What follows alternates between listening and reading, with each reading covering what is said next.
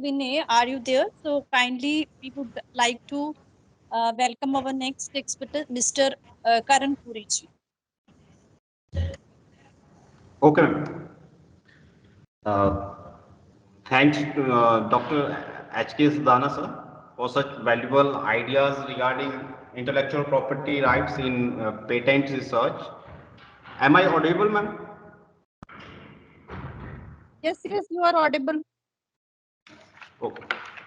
Now I would like to introduce our next Dr. Vinay, you are audible. prestigious guest, that is Mr. Karan Puri. Yes, ma'am.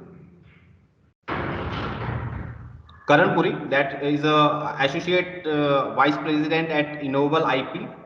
He has an experience of more than 6 years in the patent research and analytics. His area of expertise including infringement analysis, patentability, that is searches, freedom to operate searches, landscape analysis, company profiling, and business intelligence. He also involved in technologies related to autonomous and self-driving vehicles, artificial intelligence, and machine learning. He has expense, extensive experience in companies that is involved in IP, and he handled a team of 70 IP experts to support the clients in their IP and business consulting projects, information research, competitive intelligence, and patent in India, and also in the other geographics like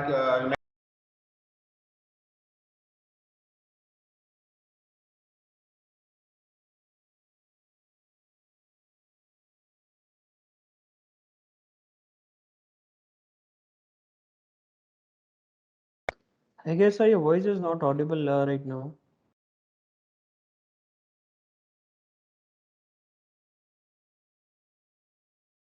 बोलो बेटा.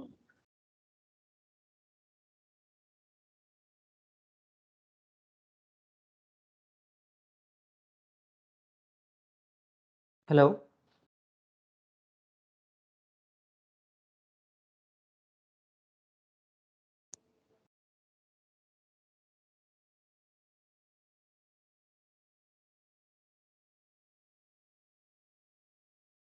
Hello? Ma'am, is the introduction finished? Because I can't hear anything right now.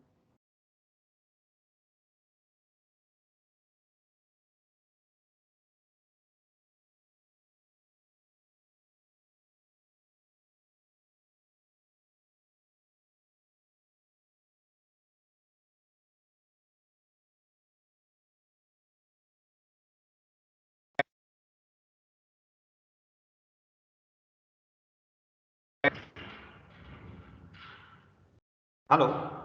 Hello? Yes, sir. You can start, sir. I have finished the introduction. Okay, so your voice was not audible. Am I audible right now? Sorry, Yes, yes. Mr. Karanji, there was some technical issue with Dr. Vinay. I welcome you to this forum. I am very thankful that you have been spared your valuable time for today's event. And I know that we will learn a lot from you about the patents, about the IPR. So I welcome you to this forum. Thank you so much for joining us. Thank you so much, ma'am, and thank you, Vanessa, for the lovely introduction. So, as rightly said, that today's session will be about basics of intellectual property rights. Harish sir also, I guess, gave a brief, right, on what is an IP, what is a patent, and what are the steps involved in a patent. So, there might be some redundant information that would be there, but I guess the students and the faculties could use that as a revision, right? I'll be sharing certain real life examples.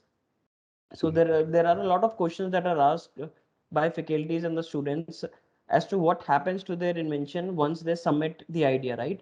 On which parameters are these checked, and if they are checked, if they are rejected, then how can we overcome it? Further means, as many students are from agriculture background and paramedical background, so they say that means we are not generating new ideas. How can we generate new ideas, right? So I'll just give you some real life examples. So irrespective of the domain you are from, right? So you may be from computer science or electrical engineering. These will be examples that you can relate to in day-to-day life, and then you can change or do some certain enhancements to the already existing products to make your own inventions, right? So today's session will be about basics of IPR. I'll be sharing certain real life problems, and then how can we solve those real life problems to get granted patents, right? There might be some redundant information that was there in the previous session, but as I've said that you can use that as a revision task, right? So I guess I'll share my PPT. I'll switch off my video, and then we'll be starting with the session.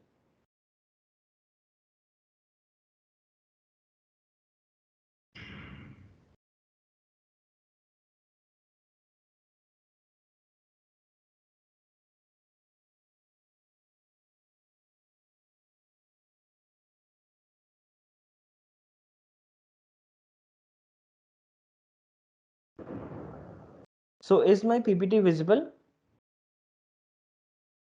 Yeah, Yes, sir, sir. it's visible. It's visible.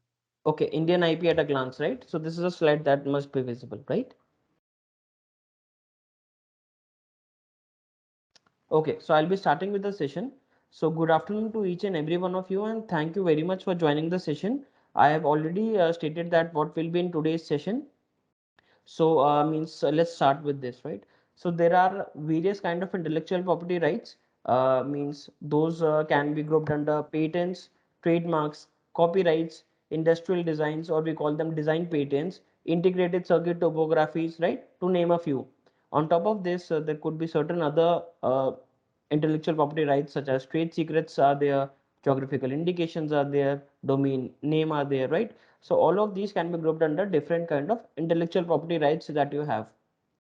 Now the basic question comes is the means I'll be starting off with the patent, right? So what exactly are patents? In the last session also you must have a brief idea of what are patents. So patents are basically techno-legal documents. So whenever I say techno-legal documents, why do I say it? Because they involve a certain amount of technical expertise, right? So that technical expertise could be in any sector. So it could be related to a pharma sector, it could be related to a computer science domain, it could be related to an electrical domain, it could be related to a mechanical domain, right? So anything, any expertise that you have technically can be used means while creating an invention. Further, why these are called as techno-legal documents? Because whenever you disclose your invention, right, to public or to the government, means and if it is granted, then what happens is that there are certain rights that the government give. So those rights are is that for a period, for a specific period of 20 years, you are the sole inventors, you will be able to make, use, license or sell that invention, right? So it is your authority. So this is what we mean when we say that patents are techno-legal documents. But are every invention that you send, right? So there may be students or faculties that would have sent us the invention, right? And maybe they would have received a report stating that your invention is rejected, right? So why does one means an invention gets rejected? There may be certain criterias to it, right? So yes, there are definitely criterias or a methodology on which we check. So whenever you send us the invention, so I'll be taking few examples, and I'll be telling you a detailed methodology of what exactly happens to your invention, right? So suppose means any student along with a group of 4 students or 5 students along with the faculty, they develop an idea, right? So we have a form, they fill that form and they send it to us that this is the idea that we want to disclose. What we do is that we do a patentability search, right? So what is a patentability search? In patentability search, what we do is that we try to find out various prior arts that are there. So prior art is a very fancy name given to any document that is already available in the public domain, right? So it could be a non-patent literature, it could be any YouTube video on YouTube, it could be any video on Facebook or Instagram, right? It can be any prototype that a company has made. So you must have seen foldable smartphones, right, of Samsung. So these are protected long ago, right? So I guess the final product is out now, but what has happened is that there were a lot of prototypes that were there. So there were a lot of research work, there were a lot of white papers that were already disclosed, right? So we try to find out all the aspects, right? So we try to find out all the things that are there. So in patentability search, we try to find everything that is there in the public domain, right? Before you have submitted your invention or before you have filed your invention. So what happened? We do a patentability search in which we find out various prior arts, right? So as I suggest, means as I've told that prior art is nothing but a fancy name given to any document that is available in the public domain before you have filed or submitted the invention, right? So it could be any video on YouTube, any video on Facebook, on Instagram, any white paper that a company has launched, right? So it can be any prototype that a company has launched. So suppose foldable smartphones are introduced now, right? The final product, but the prototypes were launched 7 or 8 years ago, right? And the patents were launched, I guess, 10 years ago, right? So there is a holistic process that takes place. First of all, the R&D team takes care that what exactly we want to make, how we want to make it, right? They publish certain research papers, right? So if your invention is matching with those research papers, then also we say that your invention is not new and hence it is rejected, right? Because the final product is not there, but how that product will look is already disclosed in the research paper, right? So maybe the working is already disclosed in the working prototype. The final product is yet not ready, but they have introduced a working prototype along with various features that would be there in the final model, right? So if these things are already available, then what we suggest that please remold your invention so that it is not rejected and it gets approved, right? So we do a patentability search. You send us your invention and we check it on certain criterias, right? And before that, I have already told about prior art, right? So prior art could be a non-patent literature. So a non-patent literature could be any research article, could be any video, means anything published on in a newspaper, right? Anything which is there on company's website can be constituted among non-patent literature. Means in the slide you can see the example of blockchain research and applications. So if your invention is related to blockchain, right, and whatever you want to disclose, whatever you want to claim is already disclosed in this research paper, then what will happen is that there are high chances that your invention will be rejected. Why? Because it has already been disclosed by some other individual living in certain part of a country or in another part of the country.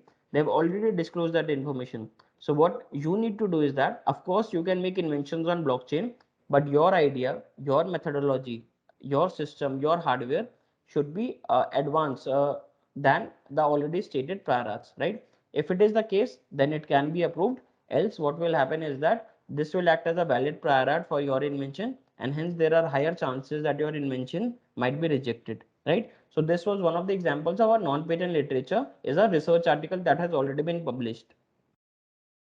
Similarly, what can happen is that prior arts could include patent also, right? So there could be patents that are granted, there could be patents that are just filed, there are patents that have been published, right? So anything that is related to patent can be clubbed in the patent literature, right? So even if there are any patents that are just published, right, they are not granted, but if they are published and if your invention is similar to those patent, then of course your invention would be rejected, citing the similar reasons that this invention has already been disclosed in the prior art, right? So I guess there are certain keywords. One is we do a patentability search. In patentability search, we try to find out various prior arts. Now there is a second keyword as prior art.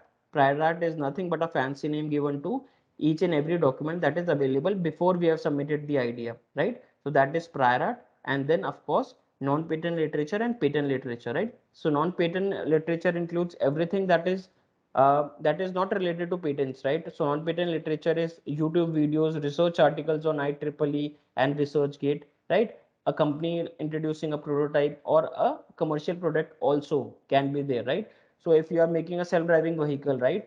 So your invention should not be similar to the already disclosed Tesla that are there, right? Or Tesla cars. If it is, then there are, of course, I'm repeating that there are higher chances that your invention might be rejected because it is already known in the public. Now, I guess I've already stated that yes, means we do a patentability search, right? So why we do it is that examiner will search it, right? So is patentability search really that much important or is it mandatory? So patentability search is not mandatory. But what we do is that we exactly replicate the process that will happen to your patent applications once it reaches the Indian Patent Office.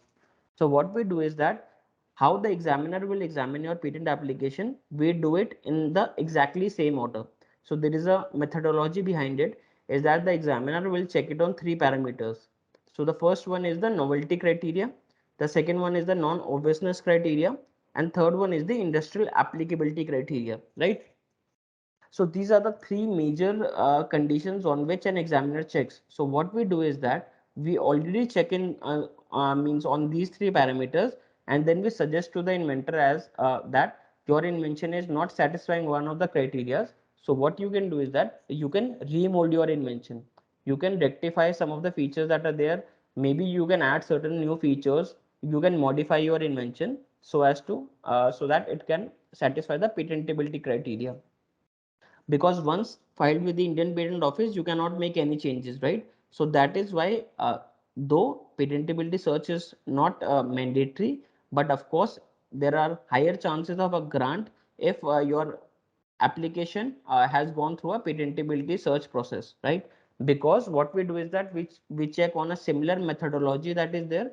We check it on whether your invention is satisfying the novelty criteria, the non-obviousness criteria, and industrial applicability criteria, right? So now what are these criteria? What is the novelty criteria, right?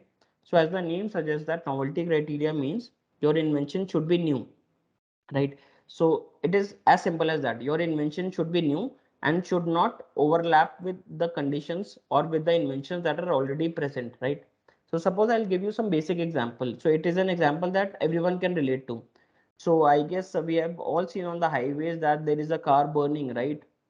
There are accident happening, right? Why it is so? Because I guess there is some spark in the engine compartment, or maybe there could be some smoke in the engine compartment, there could be a flame in the engine compartment, right, due to the malfunctioning of the car. And what happens is that means by the time we want to suppress the fire, it has already blown up to large extent, right? So that what happens, there could be a loss of life, there could be a loss of property also. So now suppose you are the inventor, right? So you want to make an automatic fire suppression system that is installed in the engine compartment, right? So this is one example, right? So now means whenever you develop a patent or an invention, first of all, it is really important that you need to have a problem statement. What problem is your invention solving, right? Before creating the invention, if you exactly know which type of problem or what problem your invention is solving, it will be very easy for you to add components and add conditions, right, to make a patent. So this, I guess, you can use it as a template to make your own inventions also. So suppose the problem was is that we don't have to manually intervene, right? Because there is a loss of life, a loss of property, right? So there are also people harmed while suppressing the fire manually, right? So now what we are developing is that we want to solve all the things that we have discussed, right? We don't want to manually suppress the fire, we want to do it automatically. And why? Because we want to save life, we want to save property, and we want to save the people who are getting harmed, because I guess the explosion is taking place, right? So now certain inventors, what they did was they had this problem statement. What they did was they made a device, they made a system. So what they did was they added temperature sensors, they added flame sensors, they added certain smoke sensors to the engine compartment of the vehicle, right? So now what used to happen is that, and they integrated it with certain pipes and nozzles, right? So that whenever there is a certain threshold that is reached, so suppose there is smoke in the engine compartment, right? Or there is a flame detected in the engine compartment, automatically with the help of a controller, the pipes and the nozzles are activated. And I guess this spray a fire suppression agent, right? And due to it, what can happen is that the fire can get suppressed automatically without manual intervention, right? At a very early age. So the problems that we were solving is that fire and smoke are not detected in the early stages, right? So now what we have done is that we have added that thing, that maybe by the use of sensors, what we have done, we are alleviating this problem.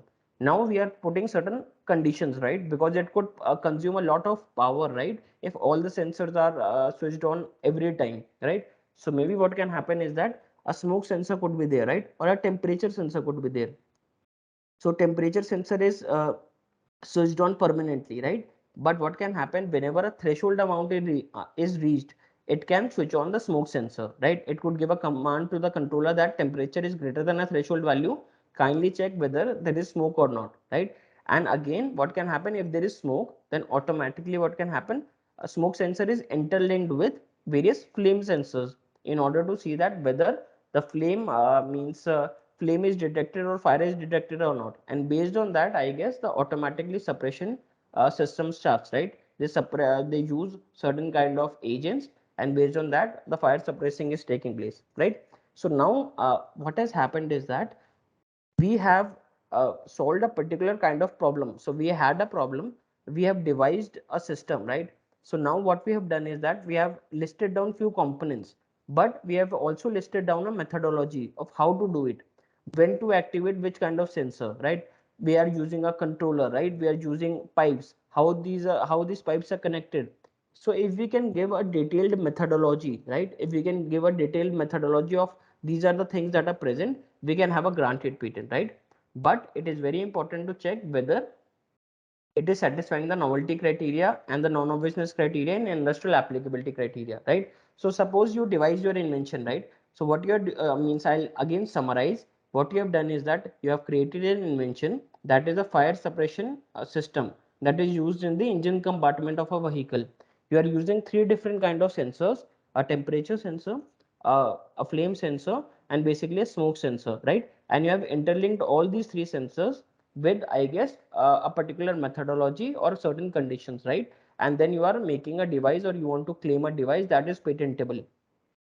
Now this is your invention, you have jotted this down on a piece of paper, and then you have sent it to us, right? So now what will happen is that, as I said earlier, I'll perform a patentability search on it, right? So whenever I'm performing a patentability search, I'll first check whether there are any available prior arts, whether there is any document that is available that is already disclosed in the public domain, right? So suppose if I find one prior art or one research article in which each and every component is located, right? So I'm exactly getting the conditions and the same components that are already present, right? So now what I'll paste that result, I'll I guess elaborate certain comments, and then what I will suggest is that this kind of invention or this kind of component or this kind of hardware is already present earlier, right? So now you cannot have a granted patent, because what will happen is that even if you file it, it will be rejected because these kind of inventions are already there, right? So kindly remold your invention, right? So what are the advantages of doing a patentability search is that if the examiner rejects it, then you have nowhere to go, right? So it is rejected.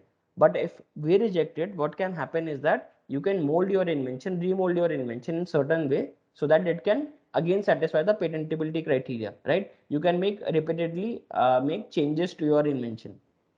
So this is one means important aspect of performing a patentability search, is that if we are locating all the components in one single document, then we suggest to the inventor that it is getting rejected by the novelty criteria because it is not able to satisfy the novelty criteria, and hence your invention is rejected, right? So that you can make certain enhancements and you can rectify or remodify your invention. So the next criteria is the non-obviousness criteria. Suppose if we take the similar example, right? So I guess you are taking the same example of what we are doing is that we are suppressing the fire in the engine compartment using three different type of sensors and their methodology or how they are interlinked with each other. Now what can happen is that there could be one prior art or one research article in which two of the sensors I have found, right? But I'm not able to find the third sensor. But that third sensor is already present in another prior art. So means 90% of the inventions are rejected by the non-obviousness criteria. So please make sure that you understand this criteria so that you can have multiple granted patents, because most of the inventions satisfy the novelty criteria, but they fail the non-obviousness criteria. Because what happens is that suppose you have used three kind of sensors, right? So maybe in one prior art two sensors are present, and in a second prior art or in any second research article or product or patent, one means a fire suppression engine. I'll just give an example. So suppose you're using a fire suppression system in by using three different sensors: temperature, flame, and smoke sensor, right? So maybe what can happen is that you can get temperature sensor, and based on that automatically a flame sensor is activated, but you haven't got smoke sensors, right? Maybe there could be a separate article, there could be a separate research work, there could be a separate patent that discloses maybe fire detection based on smoke sensors, right? So if that is the case, if I'm able to combine those prior arts, right? So if they are analogous to each other, if the two inventions, right, I can combine them, and any person having ordinary skill in the art, if they can combine those prior arts and it can result into your invention, then what happens is that your invention has high chances that it may be rejected, right? So please make sure that your invention is not just a mere combination of all the things that are already disclosed in the prior art, right? So maybe temperature sensor and flame sensor, we could find one prior art, and in another article, what we can do is that we can find smoke sensors that detect fire, and based on that automatically the suppression of fire is taking place, right? So if we have these kind of things, right, if I'm combining two of the articles, if I'm combining two of the articles, and if it can result into your invention, then what will happen is that your invention still has chance that it may be rejected, right? So please make sure that you are just not combining various prior arts in order to make your invention, but there is always one essential step that is there, right? That step is basically the inventive step, right? So what we have discussed is that we have discussed two criteria. First of all, we have discussed that your invention should be new, right? So your invention cannot be just you cannot just cut copy paste, right? Or it cannot be just overlapping of all the things that are already disclosed, right? So what you need to do is that your invention needs to have one important your invention needs to have that one important step, right? One important novelty, and based on that what can happen is that your invention can be approved if it has the novelty step. The second criteria is that your invention should satisfy the non-obviousness criteria. So whenever I say the non-obviousness criteria is that even if your invention is getting rejected by multiple prior art references, then what will happen is that your invention should satisfy and should not just be a mere combination of all the things that are disclosed in the prior art, right? So please make sure that your invention satisfies both these criteria, the non-obviousness criteria and the novelty criteria. The third criteria is basically the industrial applicability criteria, right? So now what is industrial applicability criteria is that whatever thing, whatever invention, whatever hardware you make, right, can be reproduced in any kind of industry, right? So it can be an agriculture industry, it could be an automotive industry, it could be an industry that is related to furnitures, right? It could be an industry that is related to garments, right? So it could be any kind of industry, and if your invention can be reproduced in any kind of industry, then of course there are high chances that your invention can be a granted patent, right? So if your invention is satisfying all the three criterias, right, simultaneously, then of course your invention means is ready to be filed, and we suggest to the inventor that please proceed with the further filing process so that it can be granted, right? But the main criteria is the non-obviousness criteria. I'll again reiterate on that point that multiple inventions I have seen throughout my career that they are rejected. They satisfy the novelty criteria. They have certain utility. They are industrially reproducible. But what they fail is that maybe they have 5 or 6 key features, right? And we are not able to locate all those 6 key features in one single document. But what we can do is that if we can look at all those key features, suppose if I'm able to find 2 key features in one prior art, another 2 key features in another prior art, and another 2 key features in another prior art, right?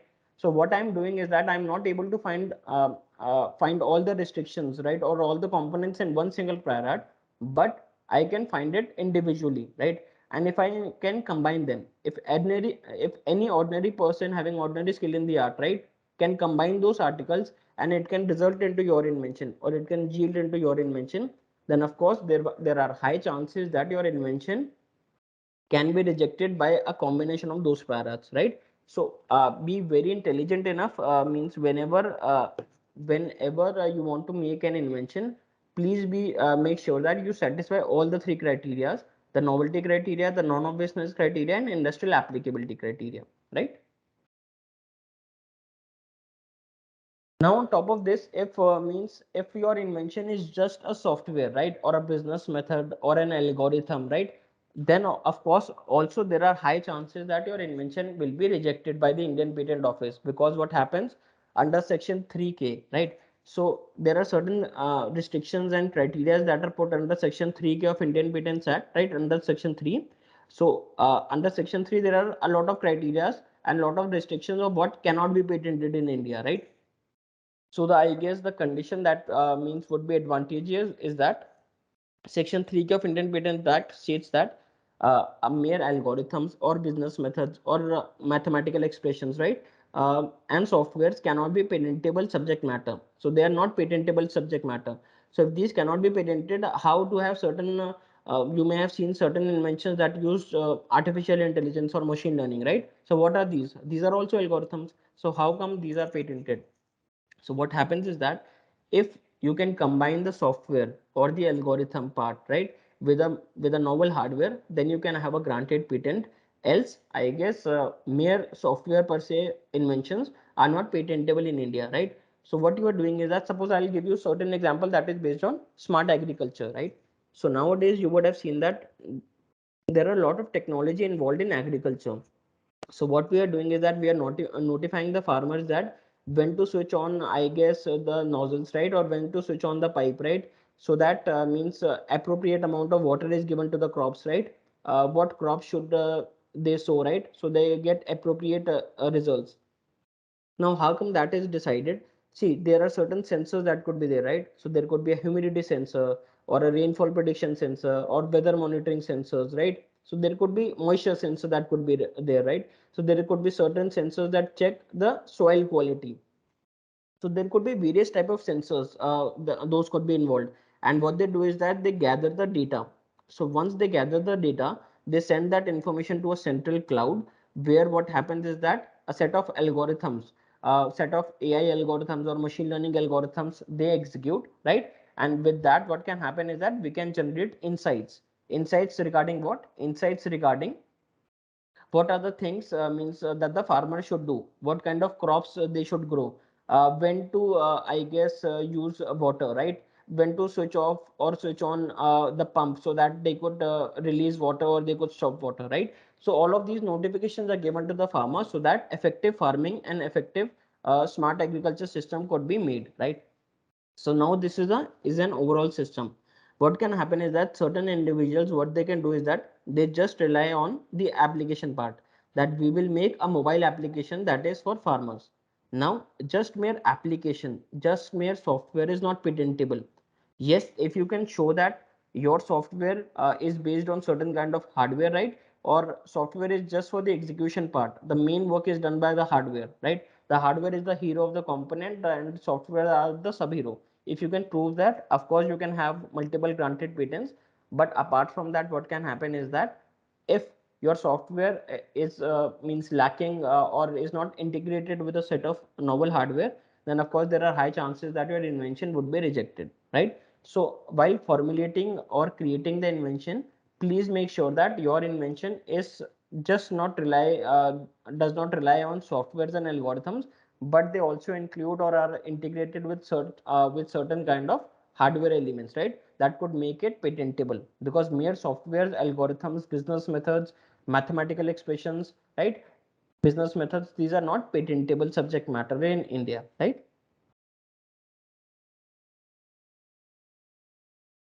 This I have already disclosed that means how are patents or inventions that are related to AI and ML are patentable, because what they do is that they integrate means the execution of how the algorithms are implemented by a hardware, right? So basically you would have seen certain robots, right? So those robots use AI and ML technology, but what robots have multiple sensors, they have multiple hardware elements, right? So how those hardware elements are getting controlled by a software, if that is the case, then you can have multiple patents.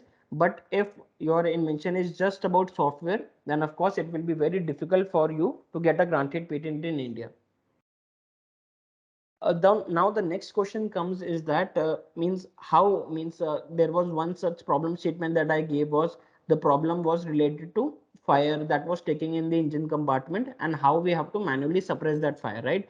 So that was the problem, and then we devised a solution, then we implemented a solution, right? We formulated our strategies, and then we created a system that talked about automatically suppression of those of fire, right? By using multiple sensors, and then we saw that whether the system was satisfying the novelty criteria or the non-obviousness criteria and the applicability criteria, right? So there could be means there could be certain individuals that would say that how do we generate new ideas? Is that you first have to identify a problem statement, right?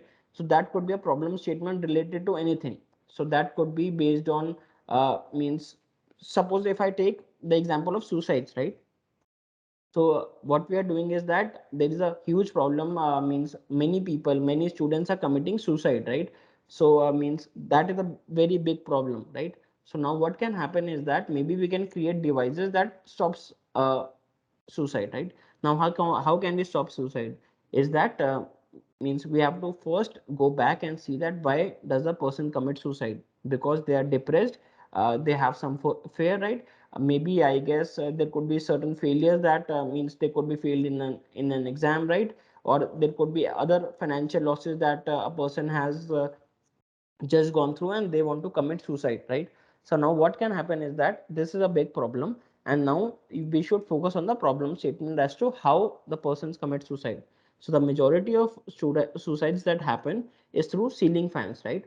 So now what we can do is that we can devise certain ceiling fan, right, in such a way that a person cannot commit suicide while being hanged through a ceiling fan.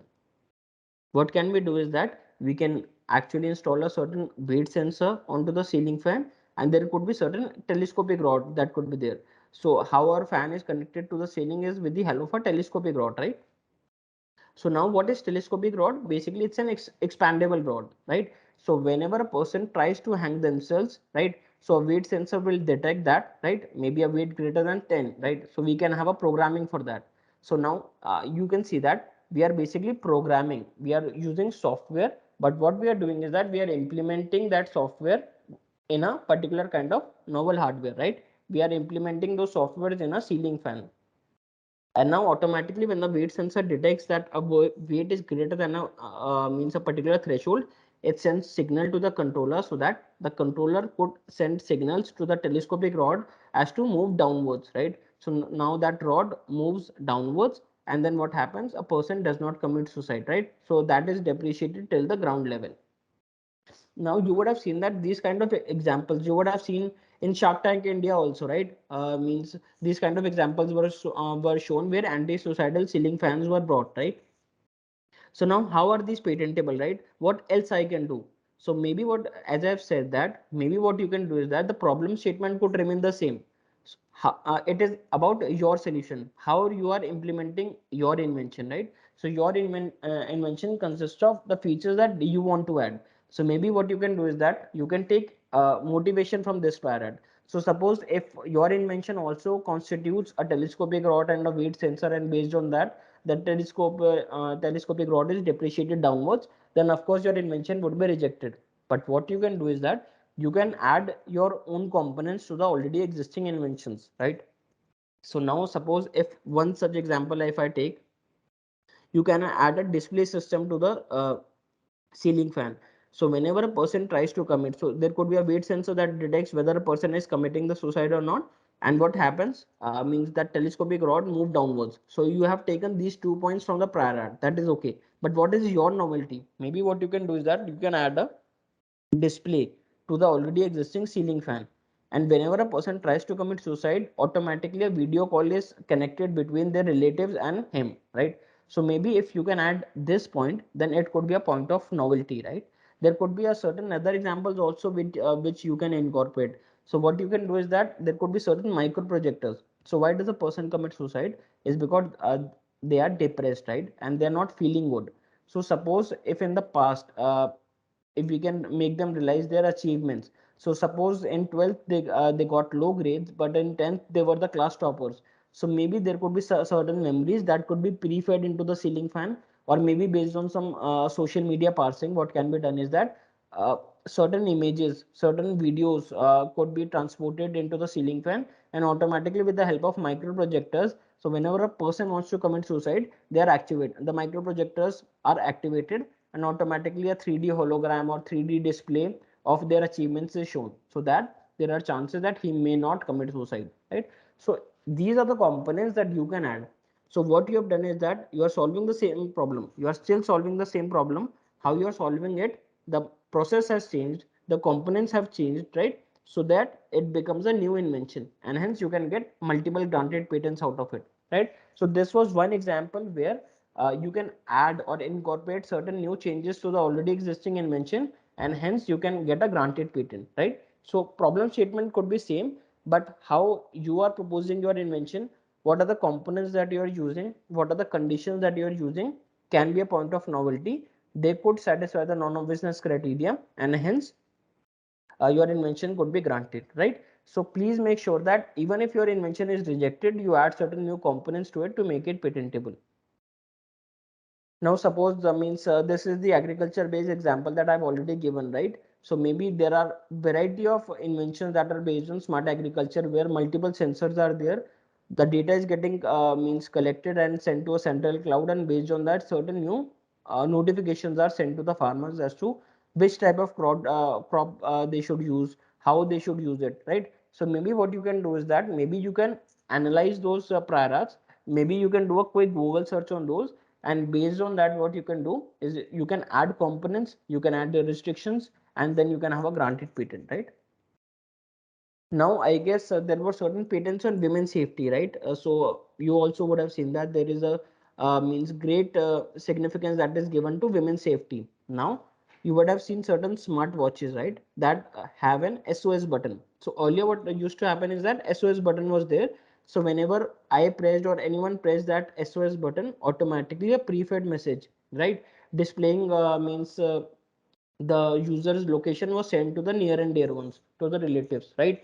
So now I guess, are there only one patent, is there only one patent on women's safety? No, because the problem is that we want to solve the problem related to women's safety. How we want to achieve it is our invention, right? So there could be one smartwatch that has an SOS button, but few of the inventors, they realize that merely having an SOS button, suppose somebody has held my hand from behind, right, and I'm not able to press that SOS button, then what will happen? So what the inventors did was they added a microphone to it. So while adding a microphone to it, all the contextual awareness data was also captured, right? So if I'm screaming, right, or if anyone is screaming, and in those screaming, if they utter certain keywords, so that could be help or in danger, then automatically user's location will be sent, right? So what we have done is that we are solving the same problem, we are integrating SOS button, but what we have done is that we have changed the criteria, we have changed the condition. Now how the SOS is getting activated is through a microphone, by having contextual awareness data or facility, by using means it is capturing my voice, and based on that, if it detects that it's a high pitched tone, or if I'm in danger, it automatically sets a predefined message, so that the problem related to pressing of that SOS button is solved, right? So there was a problem statement, this was the novelty criteria, right? It also satisfied the non-obviousness criteria, and hence it was made patentable, right? So what you can also do is that you can solve similar kind of problems. You can identify those problems, you can identify how you are solving that particular problem, right, and hence you can get a granted patent. Now I guess another such example would be means an umbrella that is integrated into a bag, right? So means I have faced it a lot of times. I guess hope that you also would have faced the similar kind of problems, is that during rainy days we fail to carry umbrellas, right? So if it's raining outside, we carry the umbrella. But what happens once we leave for the office, we always carry a bag with us, right? So if you are students or working in an MNC, what can happen is that it could be sunny weather outside at 9 o'clock, and means at 10 o'clock it starts raining. What can happen? We don't have an umbrella, and then we have to wait at a metro station, or what we do is that we get wet. So now how to solve that particular task is that certain inventors, what they did was they identified this problem, and they added or attached an umbrella to the already existing a bag. Now automatically means with the help of a button, automatically that umbrella was integrated with that bag, and if we push that button, automatically it will get actuated, and it will provide protection, right, in case of sunny weather, or in case of means if there is rain outside. So these are the inventions, these are the problems that we face in day to day life, right? So this is the problem, I guess, I hope many can relate to, right? So if you can solve this kind of problems, so this is a huge invention that could be a huge commercialized product, right?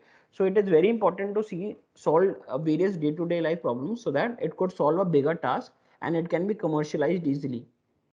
Now, suppose if you are thinking that if anything can be made on this, yes, there could be certain mechanisms that could differ, right? So now what you want to do is that you have an idea, right? So you want to integrate umbrella into a bag. You can still do it. What you can do is that you can change the mechanism of how umbrella is interlinked with that bag, and then you can have a granted patent. Maybe as I suggested that what it is doing is that maybe with the help of a button it is getting actuated. What you can do is that you can have certain weather monitoring sensors, you can have some sunlight detection sensor, you can have certain wind sensor or rain sensor, and based on that automatically it gets actuated.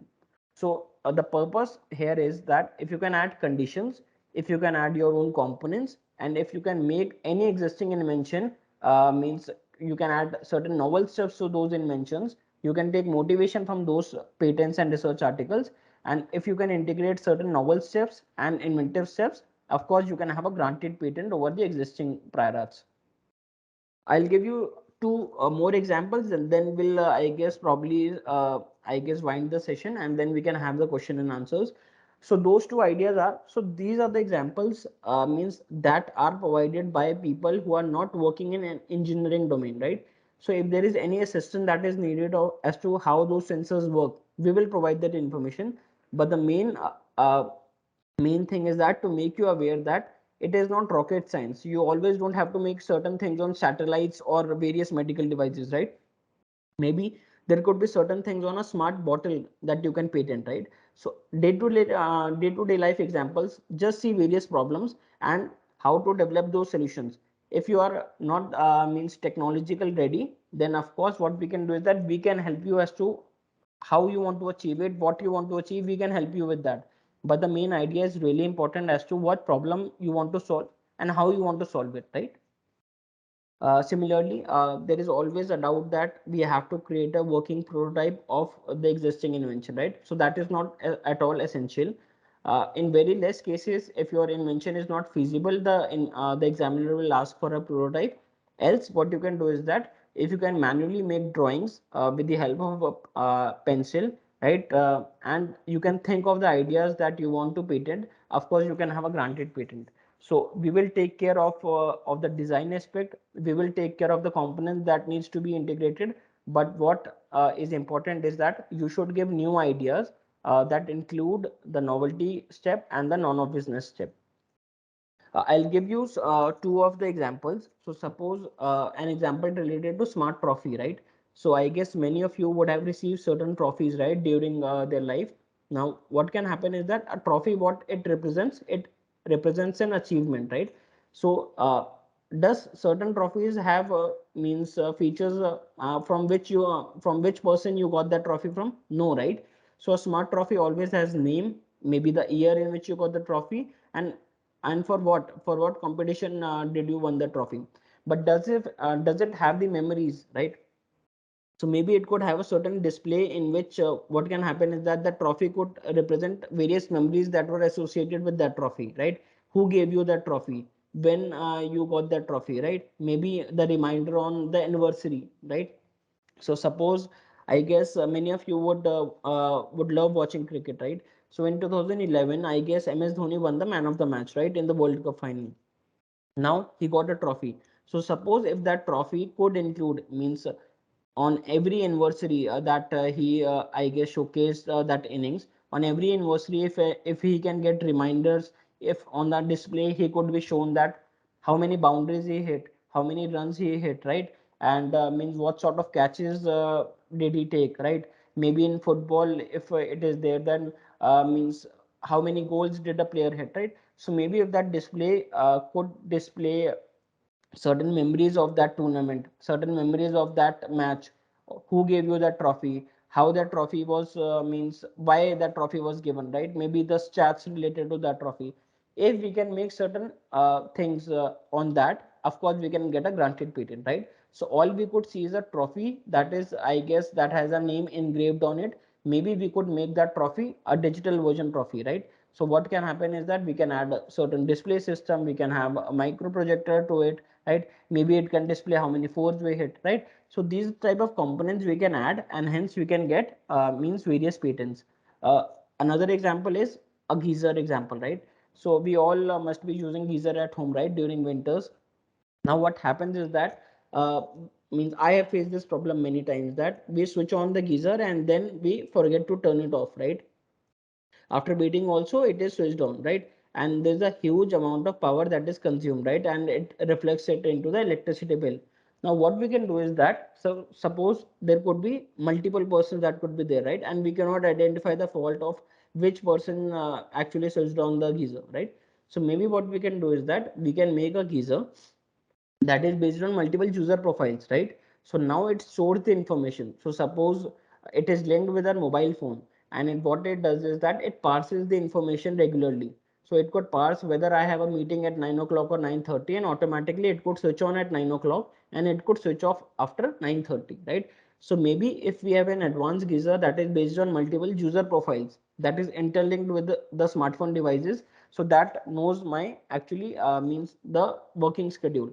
So suppose if I work from Monday to Friday, right, and Saturdays and Sundays are off. So maybe what can happen is that it automatically switches on at 8 o'clock, 8:30, depending on my work schedule, and automatically switches off after 15 minutes, right? So it could save a lot of power.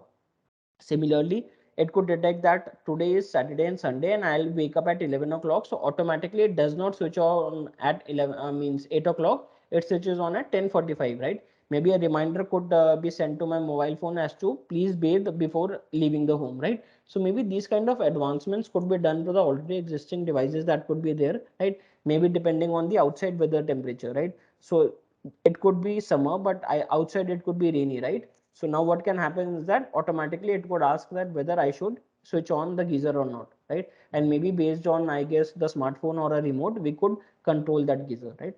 So maybe if I'm adding these kind of functionalities to the already existing products, I'm giving me more chance that my patent and inventions are approved, right? So these are some basic examples. I do have many more examples.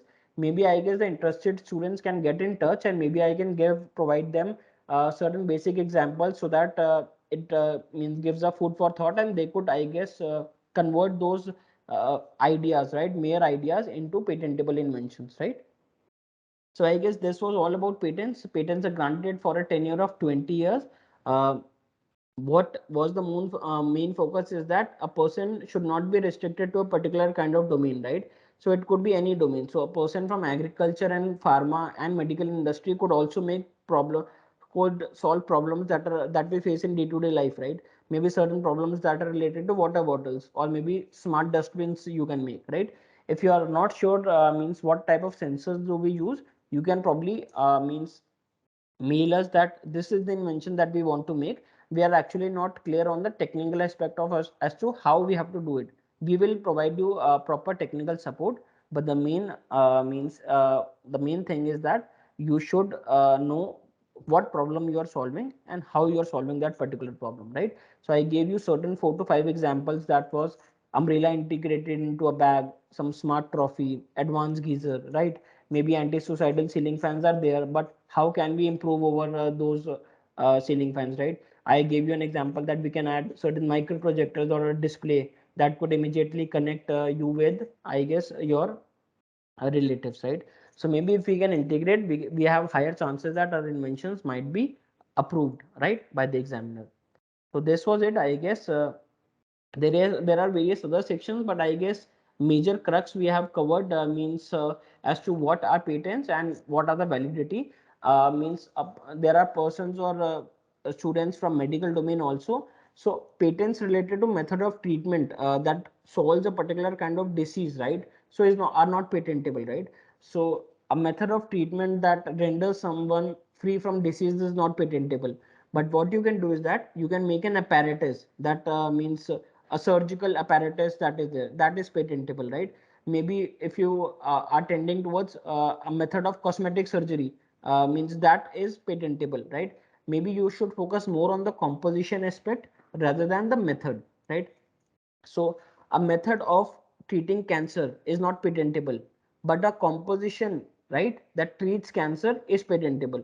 So what I want to say is that if you are a medical student, you focus more on the composition part rather than how that method is working, right? So if your composition is different, you can have patent over those composition, protecting that composition, right? And you can protect the medical equipments also. Maybe there are certain procedures under cosmetic surgery, right? So those are also patentable, but a method of treating cancer would not be patentable. But a pharmaceutical composition that protects or cures cancer can be patentable, because what we are doing is that we are patenting a composition rather than a method, right? So I guess this was it from my side. If there are any questions, then I'll be very, very happy to answer them.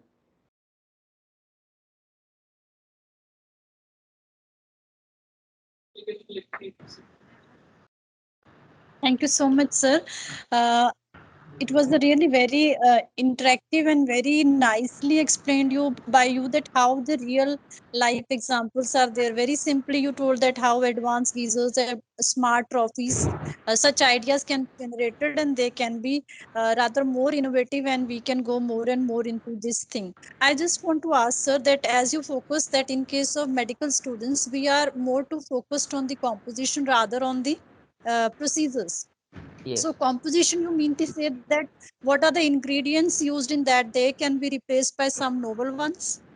Yes, ma'am. So how that composition? So there would be a composition behind a paracetamol, right?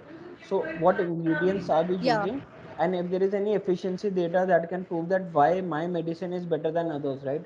How my composition is different from others. yeah, If we can prove that, then of course it will be highly advantageous, right. right? Because a mere means method Yeah, of treatment are not patentable in India under Section 3I, right? So it is important to focus if you are making something on medical industry, either focus on the apparatus part, right? So some equipments that you want okay. to make, so those are patentable. If Yeah, that, you yes, yeah, equipments can be patented, right, yes, right. apparatus, the Sir, equipments one can be thing more. patented, and but means if you want to focus more on the composition aspect, so they have high chances that it may be patented. Secondly, sir, I have one more query from the student side, because students do have idea, but they are not able to put forward on the paper. So, what kind of support or what kind of guidance you could provide? No doubt the patent cell of the university is time and again supporting us for everything, but still the students want that something what can be done at the level of you, so that the students are able to put their ideas on the paper. So, ma'am, we can have these sessions regularly. Maybe I guess the interested students, I can give them my email ID, and we can have sessions, live sessions in which they could tell me about the about Okay. their query, and then we can solve them, right? Because what can happen? Suppose take an example of anti-suicide ceiling fan, right? So maybe certain individuals, Yeah. they have the idea, they know how to solve it, but they don't know how a micro projector works, right? So and they also don't know what Yeah. sensors do we use, right? So even if you have a good idea Yeah. and you want to means you have a problem statement that this problem will be solved by using this idea, and maybe if there are technical limitations, Yeah. right, if they are not aware of the technology or they are not aware of various components that needs to be integrated, they can discuss with me and my team personally, and then we can suggest them certain ideas. It happens that various times the inventions are rejected, and what we do is that we provide a gist, we provide certain suggestions that please integrate these kind of components to make it a novel invention, right? So these kind of support can be given, and if a student is lacking somewhere technically, then of course we call that particular student, and we suggest to him that please include or integrate these kind of components, right? Maybe I'll share my email ID and phone number. If any student is facing any kind of difficulty also, then I guess we'll be very happy to help them. Okay, sir. Kindly share it, sir. Kindly. So ma'am, I'll share it. I guess I'll share it with you after this session, because means only the No interested issue. students No will get problem. it, right? No So problem. right. Right, sir. Right, right, sir. Right. Thank you so much for being with us and highlighting about that how the small ideas they can go for more and more higher level of research and for patentable they can be copyright, they can be trademark, or they can be the IP rights of an individual. Thank you so much for sparing your valuable time during this period when the entire week is going to be celebrated as IP Day. Thank you so much, sir. Thank you very May I much. request Dr. Piyusha Sharma for vote of thanks, please?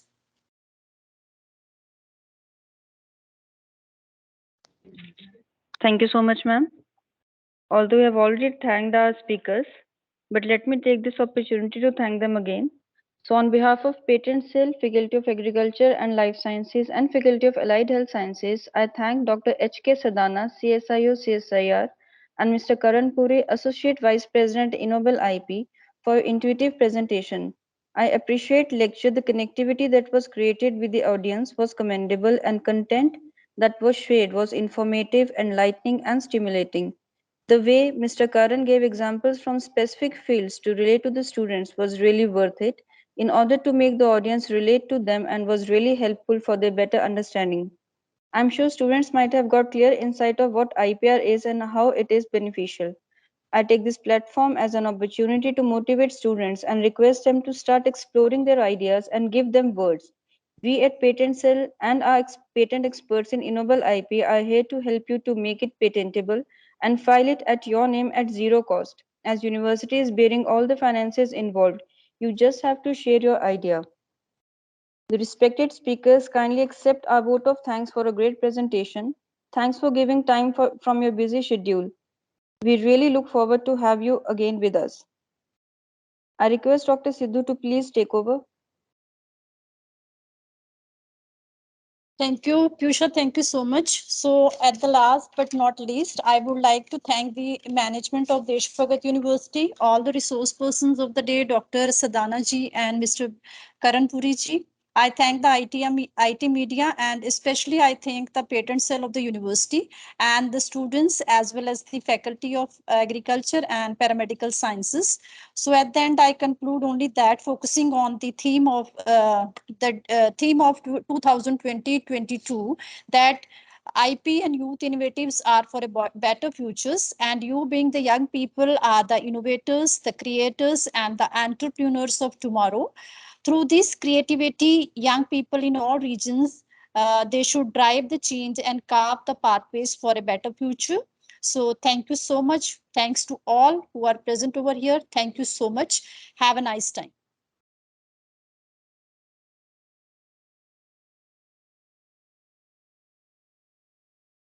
Thank you very much, ma'am, and thank you everyone for joining the session. I hope it was informative, and I guess I hope that there would be some subsequent sessions on this.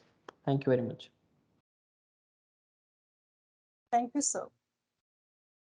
So may I leave the session now?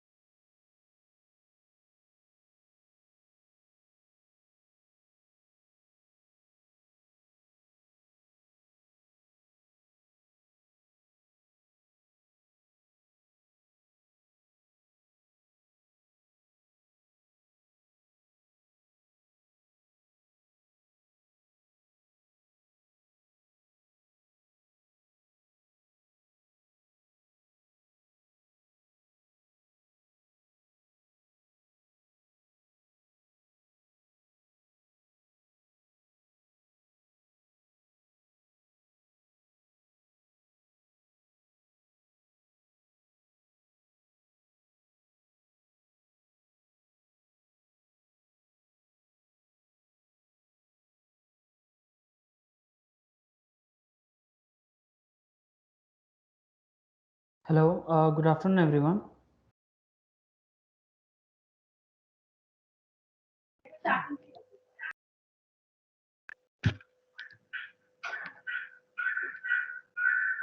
A very good afternoon, sir. Is my voice audible, ma'am, correctly? Yes, sir, you are very much audible. Okay, great. We are going to start, sir.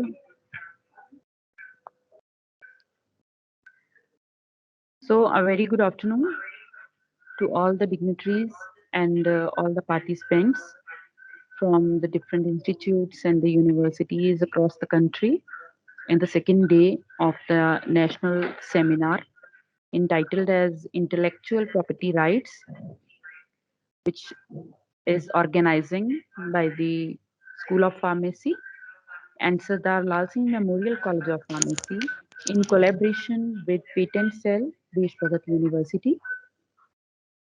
So yesterday it was our first day of the national seminar, and our speaker was Dr. Tapan Behel from the Chitkara University, and he described the intellectual property rights topic very well about the legal and the institutional devices to protect the creations of the mind, such as inventions and work of art, literature, and design. And he described all the issues very well. And as we know, the intellectual property is being increasingly viewed as one of the most valuable intangible assets, and managing this important asset requires strategic planning along the lines of the company's vision. And protection of IPR allows the inventor, brand owner, patent holder, and copyright holder to benefit from his or her work, labor, and investment, which doesn't mean monopoly of the intellect. And such rights are set out in the International Declaration of the Human Rights, which provides for the right to benefit from the protection of moral and physical interests resulting from the right holder's work, literal or artistic product. So our very honorable Chancellor Sir, Desh Bhagat University is right with us in this second day of national seminar. So we heartily welcome you, sir. Thank you. So please, sir, we want few words from you to encourage us. Yeah, thank you, Pandit. I just wanted to endorse one point. The first day seminar national conference went very well. It is the opening of the second day now. Yeah, our speakers, Mr. Karan Puri and Praveen, they are there, and our faculties, and I suppose more experts will be joining as well. Yes, definitely, sir. Yeah, Tomorrow we will I just have. wanted to acknowledge and highlight one point only, that it is the mandate of the Government of India as well to give impetus to IPR. I was going through one data some months back, that the Indian IPR number is much less as compared to China. And it's a national mandate. It's a national mandate that the IPR should be maximal. And that's why the government of India has reduced the fee of, it was it a consultancy fees or what fees it was to register your IPR. So they have reduced that fees as well to facilitate the young scientists, young educationists, and of course old as well. It doesn't debar the old one as well, like me. So it is only to give impetus that so that more and more people of Indian origin, they should come forward for their IPRs, for their copyrights, for their other IPR properties. So we should give this thrust to our students and faculties. We should inculcate in them the culture of IPR. The culture of IPR. I believe that Pooja, we can give some logo to this movement, some logo of DBU as a special name for this momentous what we are going to give to under the aegis of Deshbhakti University, which is of course is a national mandate. Let's give one name. Let's make it a movement. Pardon? Okay, sir, we'll do it. Yeah. Let's make it give it more momentous and make it a continuous movement so that more and more students and faculties and people whosoever are in our contact, they get benefited from the knowledge of IPR and they are able to execute IPRs. All the best. It's a very good effort. I appreciate the organizers and I welcome all the guests of today. All the best. Keep it up. I'll be there with you. Thank you. Thank you, sir. And thank you for supporting us. And definitely will, as you just guided us and suggested that will give us this as a momentum, as a moment, which will be carried on by various other departments as well. And we keep on moving and we'll try to have more and more potence and we'll try to disseminate the knowledge as well to other candidates who will be joining and who have joined as well today as well. Thank you, sir. So thank you very much, ma'am and Chancellor sir, for encouraging us to organize these types of knowledgeable seminars. So now I'm very much thankful to Dr. Piyusha Sharma, Head IEDC Patent Cell, Deshbhakti University, and to communicate with our today's speaker, Mr. Karan Puri, who is the Associate Vice President at Ennoble IP, Noida, Uttar Pradesh. That is the IP consultancy focused to work for startups, for universities and research institutes. We heartily welcome you, sir. Now I invite Miss Shivani Pannu, assisting.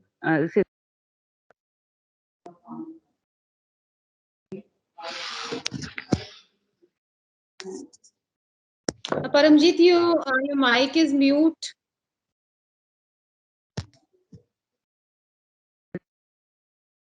Okay, sorry, ma'am.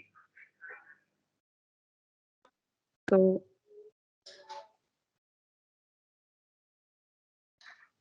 I'm very much thankful to Dr. Pooja Gulati and Dr. Zora Singh sir, Honorable Chancellor, Deshbhakti University, for encouraging us. And we are very thankful Dr. Piyusha Sharma, Head IIDC, Patent Cell, Deshbhakti University, who supports us and helps us to communicate with Karan Puri sir, who is the Associate Vice President at Ennoble IP, Noida, Uttar Pradesh. That is the IP consultancy focused to work for the startups and for the universities and the research institutes. So I cordially welcome you, sir. And I now invite Ms. Shivani Pannu, Assistant Professor, School of Pharmacy, Deshbhakti University, to give a brief profile of you, sir. Please, ma'am. Yeah, thank you so much, ma'am. Am I audible? Yes, ma'am, you are totally audible. Okay, thank you, ma'am. It's my privilege to introduce such a personality as our speaker today, Mr. Karan Puri, who is Associate Vice President at Ennoble IP.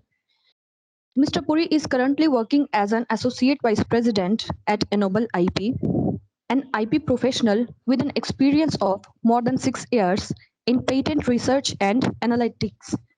This area of expertise include infringement analysis, patentability searches, freedom to operate searches, landscape analysis, company profiling, and business intelligence. He handled technologies portfolios related to technologies such as autonomous and self-driving vehicles, artificial intelligence, machine learning, semiconductor packaging, blockchains, computer architecture, etc. With his extensive experience, he is helping companies, innovators, problem solvers, and law firms for their technology and inventions. Presently, he is handling a team of 70 IP experts to support clients in their IP and business consulting projects, information research, competitive intelligence, and patent in India and in key geographies like US, Europe, Japan, China, and others. So with this short introduction, I welcome you, sir, on the behalf of Desh Bhagat University. It's over to you, sir. Thank you very much, ma'am, for the lovely introduction and for such a warm welcome. Thank you really very much. As you said that today's session will be about basics of IPR. Means I'll share my experiences and tell the faculties or the students whoever are present about what are different forms of IPR, what is a patent, what are the conditions that we check before it is filed with the Indian Patent Office, because many times I receive the question that we send you the inventions, so how those inventions are checked, right? On what parameters are they checked? Because inventors really don't get to know that on which criteria their invention is getting checked, right? If they know the criteria, then they will be able to mold their invention in a certain way so as to satisfy the patentability criteria, right? So what are different patentability criteria? What are different intellectual property rights that are there with the inventors? Which right to use when? So certain inventors they are confused between whether to use patents or to use copyrights or to use trademarks, or if they know, they really don't know when to use when, right? So if I made an invention, whether should I go for a patent, should I go for a copyright, should I go for a trademark? So they really don't have clarity on those aspects. So in today's session, I try to provide you clarity with certain examples. And thirdly, there are always questions certain inventors ask that they really don't know how to invent something.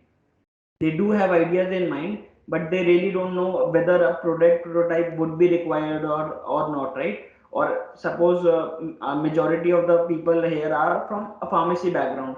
How do they make certain new ideas that are not pharmacy background, right? Because in pharmacy background we need certain conditions, we need certain requirements, such as on what temperature it is heated, what is the type of mixture that you have prepared, what are the sort of ingredients that you have put, right? So all of these conditions, certain people want to say that I want to make something on variables, can I make it, though I'm not of computer science background, right? So I'll just give you certain basic examples so that any person from any domain can work on certain examples. We use certain things in day-to-day life, right? We use bag in day-to-day life. So how can we create something on bag? How can we create something on variables, right? So I'll tell you certain examples. I'll give you certain examples. People from pharma background, from an MBA background, have made such certain inventions, right? So it is not restricted to a particular field that a person from a pharma background or a chemistry background cannot make inventions based on computer science or electronics, right? If you have a good idea, then the mechanism and the conditions, we are there to help you in that, and will provide you deep insights whenever it is required by any individual, right? So these are the topics that we would basically cover in today's session. Thank you again for joining the session. Thank you very much, Zora Singh sir, for joining the session. So I guess without further ado, we should start with today's session. I'll be sharing a PPT. I'll be closing my video. I'll be sharing a PPT, and then we'll begin with today's session. Before that, is my voice audible? Yes, sir, you are very much audible. Okay, thank you. I'm just sharing the PPT, and after that, we'll be commencing with today's session.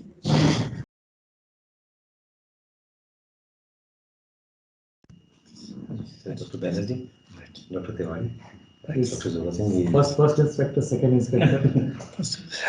Let me just close, please.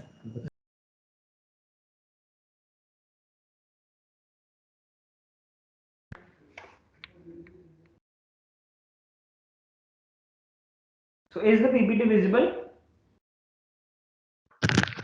Yes, sir. It is It is, visible. right? Okay.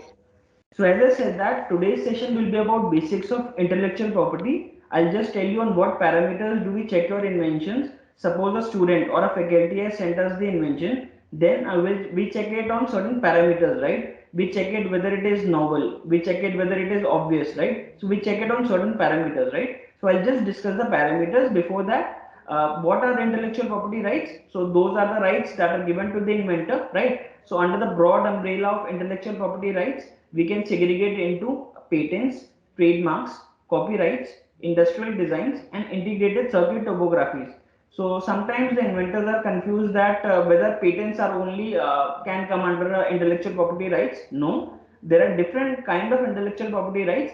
It depends on the inventor on which kind of intellectual property means or right they want to use for protecting their invention, right? Certain inventors, if they have to protect certain software, they do it by copyrights because softwares are not patentable, right, in India. So if they have to protect their software, they have to go for a copyright. If they have to protect a logo, then they go for a trademark.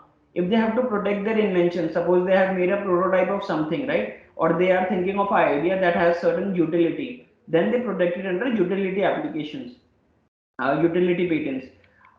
Further, what can happen is that you have a design of a shoe, right, or a design of a jeans or a design of a shirt that you have, right? You means do not work on the means how they're looking.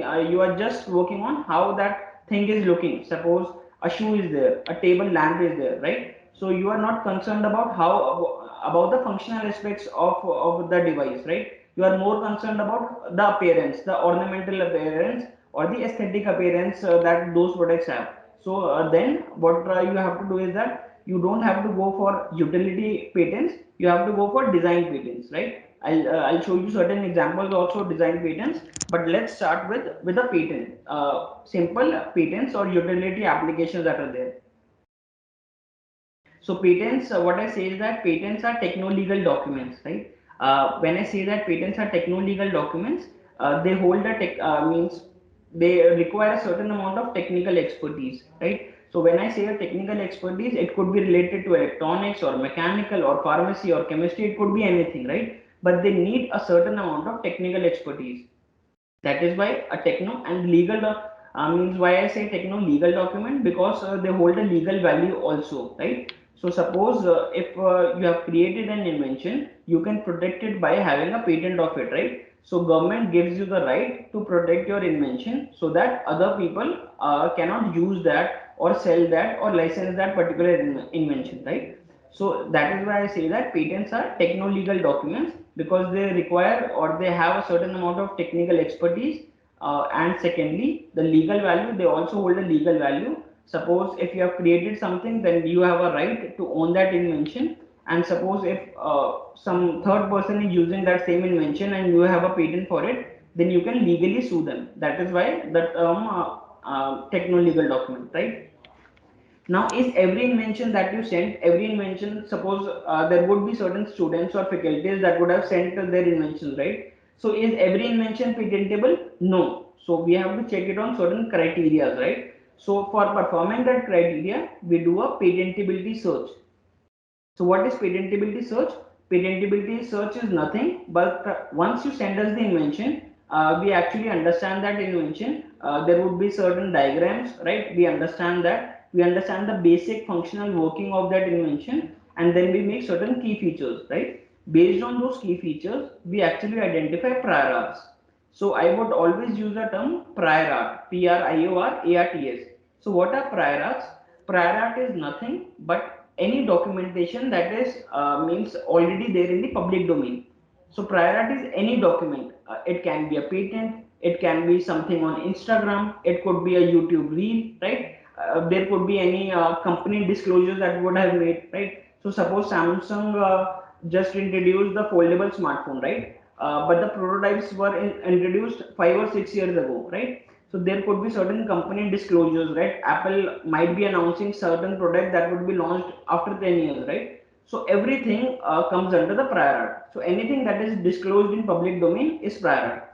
So what we do is that means once you send us the invention, we try to find out that whether there are any relevant prior arts or whether there are prior arts that would threaten the patentability of your invention, because there are certain criteria on which your patentability of the invention depends. So one of the criteria is that your invention should be new.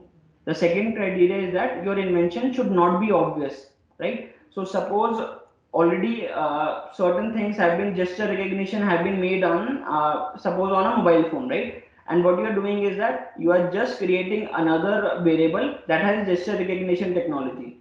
Now what will happen is that though the application area is different, but you are using a similar mechanism, you are using exactly the same technology, and you are using it in another device, right? So that is obvious. So once you send us the inventions, we check that whether your invention is new, whether your invention is not obvious to a person having ordinary skill in the art, and is it industrially reproducible or not. If your invention meets all these three criteria or satisfies all the three criteria, then we suggest to the inventor that please proceed with the filing of the patent, right? So hence a patentability search is really important, because once your invention is filed, so suppose if your invention is filed with the Indian Patent Office, you cannot make any changes. So it is always essential, though patentability search is not mandatory, anyone can file a patent directly or an invention directly. But what happens is that once you get a patentability search report, you will have an idea about what are the various prior arts or what are the relevant information that is already disclosed in the public domain, so that you can remold your invention, right? So that you can remold, you can rectify what are the problems in your invention, you can add certain points, you can make modifications to your already existing invention, right? Because once it is filed, it will not be patented, means you cannot make any changes to it, then it will be rejected. So the whole time, the whole money would be lost. So it is always essential that before filing, we perform a patentability search. I have already said that why do we perform a patentability search? In order to find various prior arts, right? Or prior documents that are there in the public domain. So as I said that it could be anything on YouTube, it could be certain company disclosures that could be there, right? There could be certain research articles that could be there. So everything would be there, and we what we call is non-patent literature. Anything that is not related to patent, right? But there could be a certain video on YouTube, a certain video on Instagram, right? Or there could be a certain video or a process or a technology on Facebook, right? So that is already there in the public domain. If we are trying to just copy that same thing, then what will happen? It will not be patentable because it is already known to the public. So why means that invention will be approved, right? So that is why we perform and we term it as non-patent literature, because it does not involve patents. Now the second term is that we include patent literature.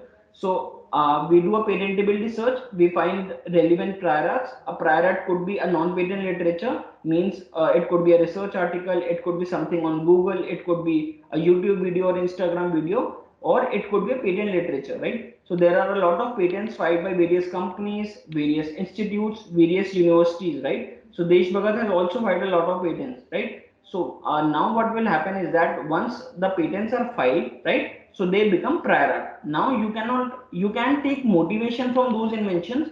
You can probably identify the problem statements that are still existing, and you can remold or means rectify that invention and make it your invention, right? But you just cannot copy paste the invention.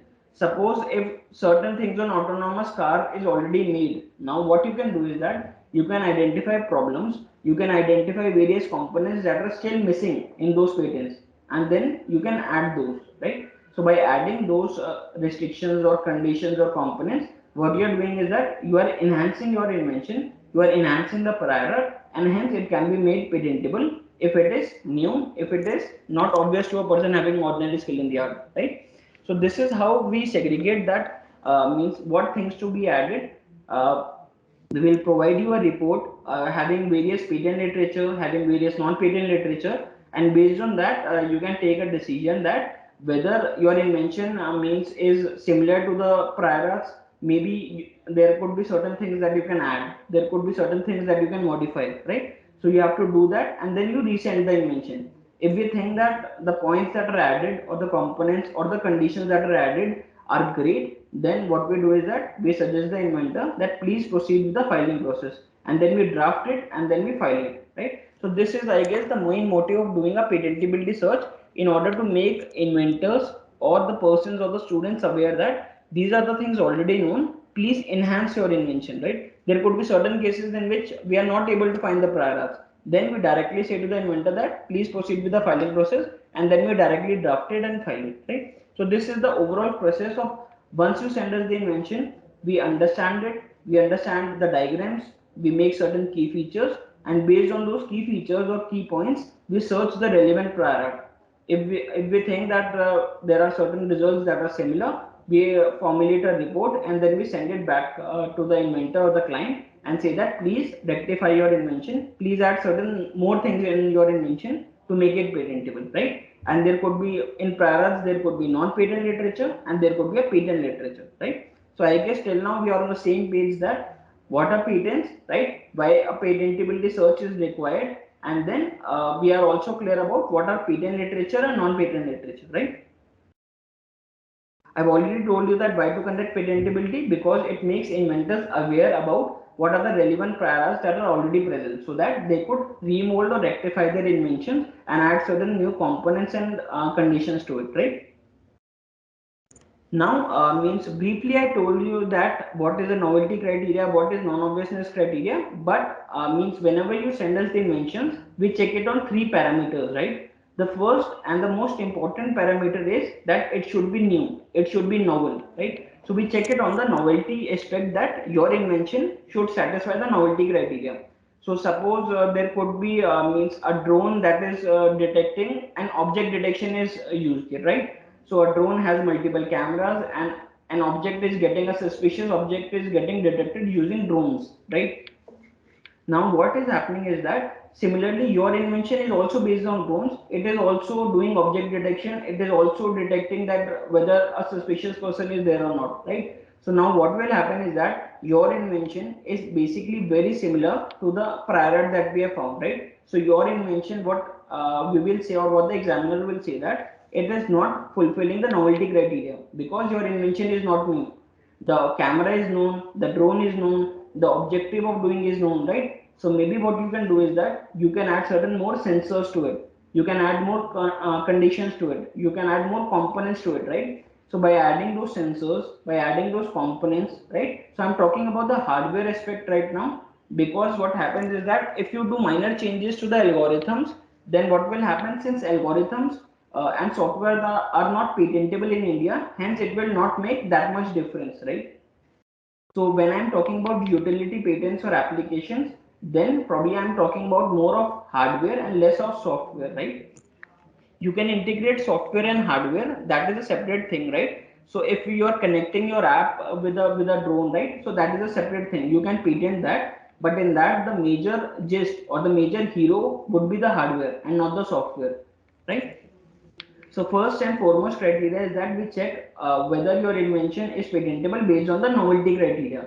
So it simply means that your invention should be new, right? So we should not find any prior art that solves the same problem in exactly the same way, right? So maybe what you can do is that you can take motivation from the prior arts, right? And then you can mold your invention. You could be solving the same problem, but your mechanism would be different, your components would be different, right? And your hardware would be different. So if that is the case, means your invention can be patentable. But if you are just copying the idea from certain patent or non-patent, then what will happen, your invention will get rejected, right, by novelty criteria.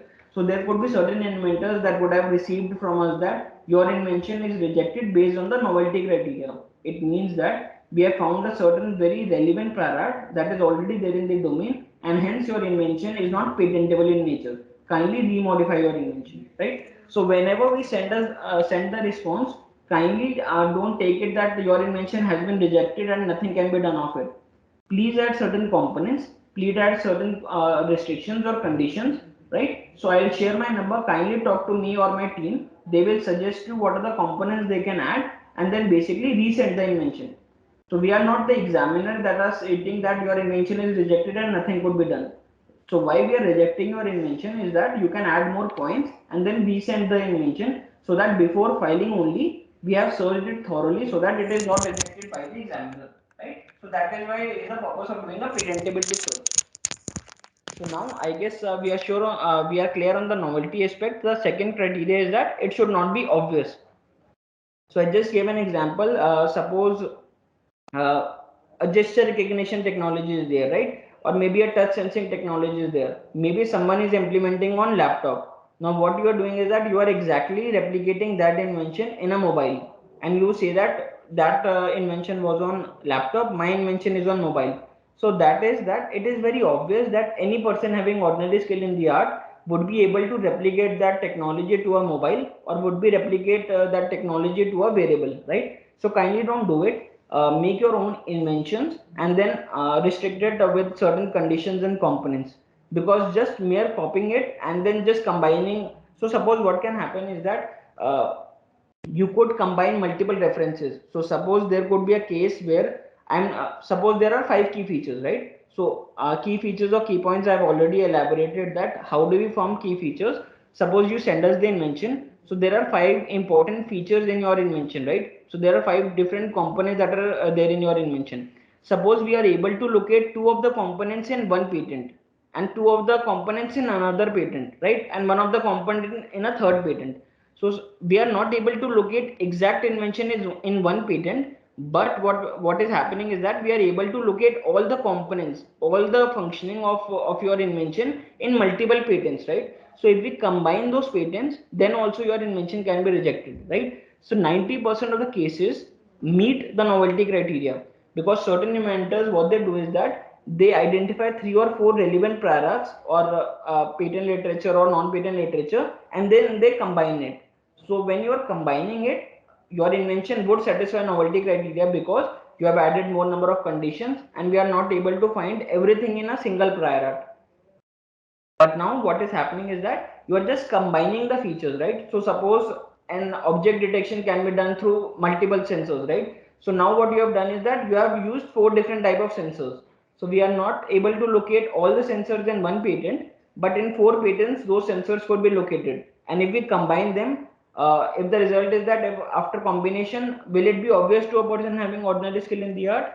If that is the case, then what will happen? Your invention will again be rejected, right? So please be sure that your invention is just not a mere combination of the prior arts, but what you are doing is that you are adding an inventive step. You are adding certain conditions that are not present even after combining multiple prior arts, right? So 90% of the inventions are rejected by non-obviousness criteria, right? So I guess now the inventions that I would receive would not be rejected by non-obviousness criteria, because you are actually aware that just mere combination of things or mere combination of sensors, right, without increasing efficiency would not suffice the criteria, right? And hence your invention would be rejected. So please be sure that the novelty criteria, the non-obviousness criteria are met before sending us the inventions, or even after, means even if your invention is rejected, then kindly see the references or whatever the report that we sent, means as I am describing, right? See that whether a combination of patents is getting your invention rejected. If that is the case, then of course again remold your invention accordingly, right? The third criteria is that it should be industrially applicable. So when I'm talking that your invention should be industrially applicable, it means that it could be any industry, right? So it could be a table, it could be a chair, it could be a fan, right? It could be related to automobiles, it could be related to chemistry. So if I'm able to reproduce my invention in any kind of industry, then I say that my invention is industrially applicable or reproducible, right? So this is the third condition. So whenever you send us the invention, we check it on these 3 parameters. The first one being the novelty criteria, whether it is new or not. The second one is that even after combination of multiple prior arts, would your invention be rejected? And the third one is the industrial applicability criteria, right? So in industrial applicability, we check whether it can be reproduced in a certain kind of industry. So these are the criteria on which your invention is checked, and it is decided whether your invention is patentable or not, right? So these are the 3 criteria. Now I have already stated that softwares, right, or something related to artificial intelligence, something related to machine learning or algorithms are not patentable subject matter, right? So if you are integrating your software with a novel hardware, then of course it is patentable. Just mere business methods or business models or algorithms or machine learning algorithms, right, or artificial intelligence is not patentable.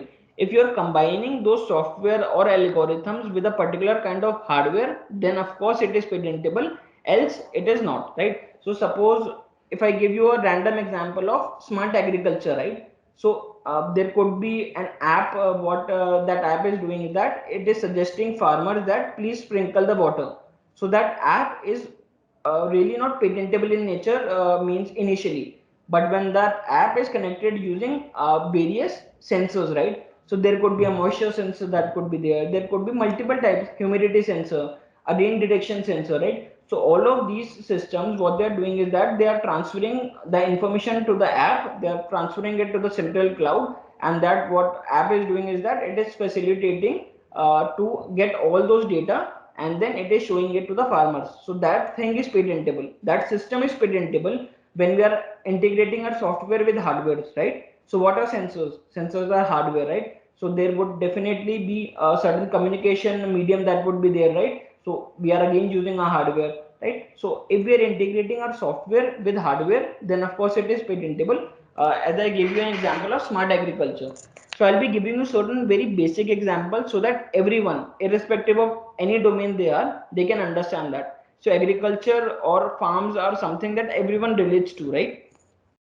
Now what is happening is that smart agriculture, there are multiple sensors. There could be rain detection sensors, there could be weather monitoring sensors, right? So they could circulate the data to a central server stating that after 3 hours the rain would be there, and in it means that server could send us the notification to the farmer that please sprinkle the water for the next 2 hours, so that rain will be there after 3 hours, so no need of sprinkling the water, right? So it is saving the water also. Now what I'm doing is that I'm giving a command, and through that command, through the internet connectivity, my nozzles or my sprinklers are getting activated. So what I'm doing is that I'm interconnecting various hardwares by the use of software. So that thing is patentable.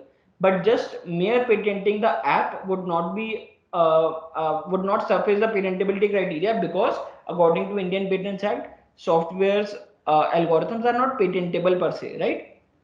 So whenever you are thinking of a software idea, be very sure that you are integrating certain novel hardware components so that it could be made patentable. Else, what you can do is that if you just want to protect certain algorithm, right, or software, what you can do, you can take the help of copyrights. So copyrights are also another form of intellectual property right, different from patent, right? They also come under IPR. So you under copyrights, you can protect basically your softwares or algorithms, right, without including hardware. If you want to include hardware, then you can go for patent, right? So this is how when we use different kind of IPRs for protecting different services. Suppose I want to protect a song, right? I have written lyrics of a song, or I want to protect certain software, right? So I can do that by copyrights and not using patent, right?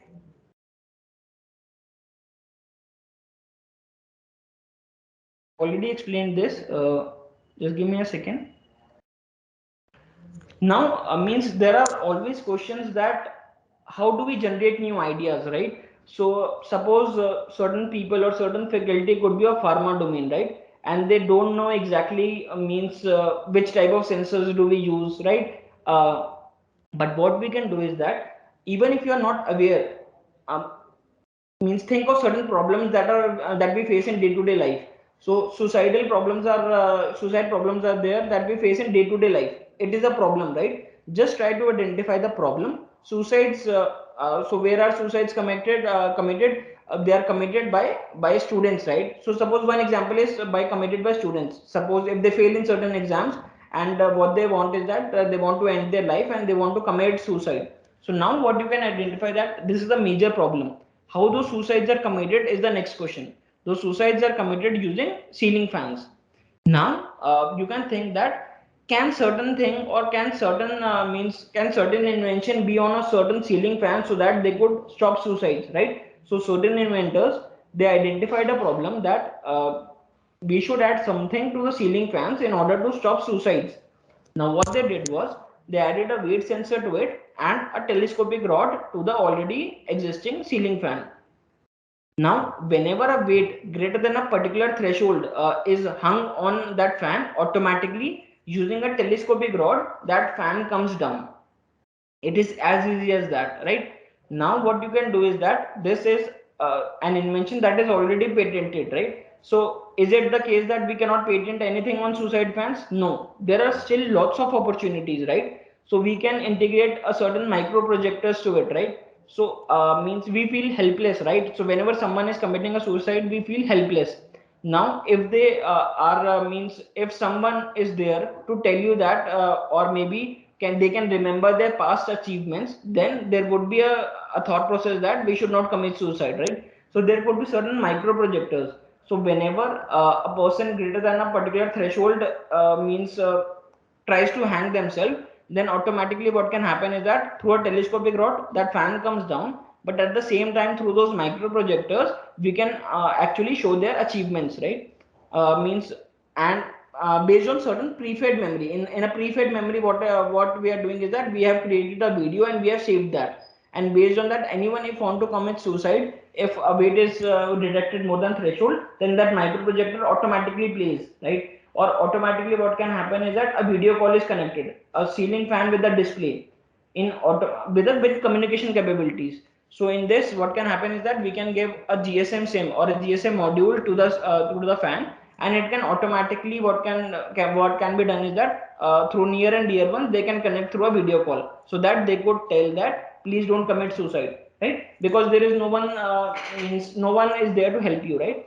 So if we can add certain new things to the ceiling fan, it can be made patentable, right? So it does not require any knowledge of technology. What is required is that you should have good ideas. You should know the problem statements that are there, how to achieve that, right? So how to achieve that is one thing. Means how they are committing suicides is with the help of ceiling fans majority, right? Now the invention is based on ceiling fans. You can add more number of components and make your own invention, right? So these are the ideas. How we also develop the ideas is by identifying various problem statements, identifying what are the things that are missing and what are the things that can be added, and it could be made into an invention, right? Further, there are also problems related to women's safety, right? A lot of variables you would have seen that are created based on women's safety. So if I take you 5 or 6 years down the line, means what happened was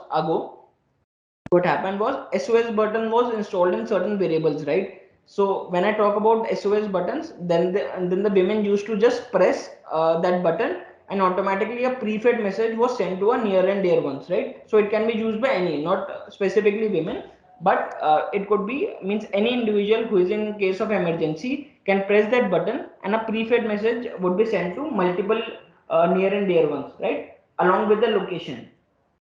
Now what inventors did was, this was a good way, but what they identified, there are still problems that are associated with variables, right? So suppose if somebody has held my hand, right, and I'm unable to press the button.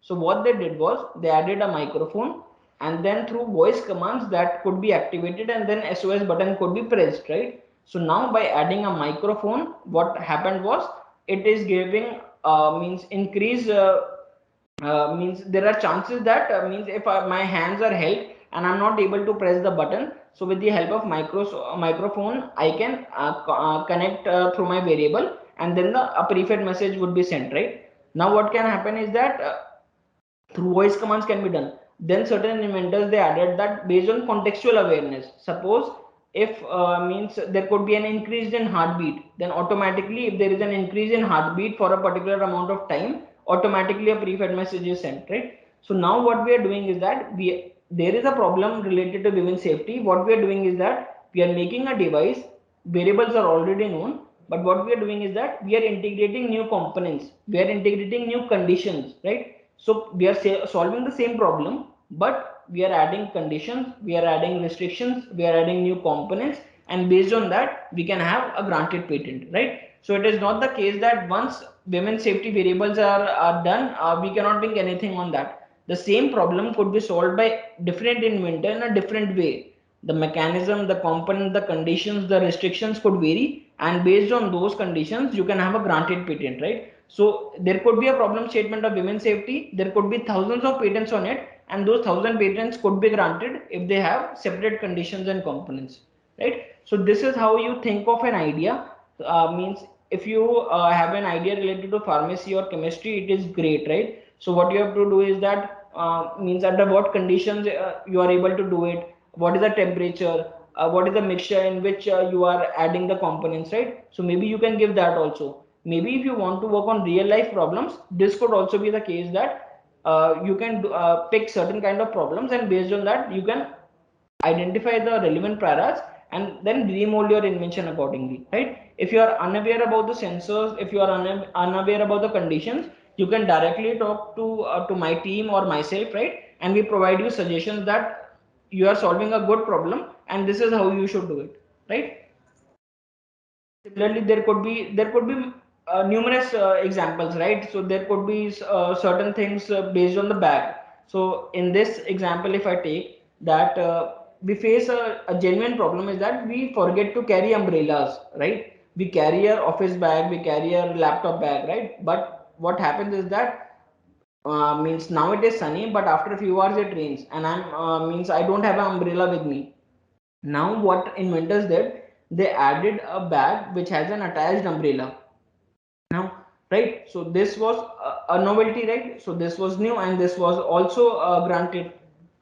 Now, certain inventors, what they did was just mere means attaching an umbrella with a bag is not solving the purpose. It should get actuated automatically, right? So now what they did was they added certain sensors. They added whenever the sunshine is greater than a threshold, umbrella is automatically actuated from the bag, right? So you could see that means on top of the bag there is an umbrella, right? There is an actuating mechanism, and based on the conditions you can also play. So whenever it rains, whenever a rain sensor is there, whenever it detects rains, automatically that umbrella is actuated, right? So this is a novel condition. This is a new condition, right? So the problem remains the same. I'm carrying my umbrella. I forget to carry my umbrella. It is integrated with the bag, but the conditions, but the components, how that umbrella is getting actuated is different, and hence it is also a granted patent, right? So these are the things that you should keep in mind. This is how you should think of new ideas.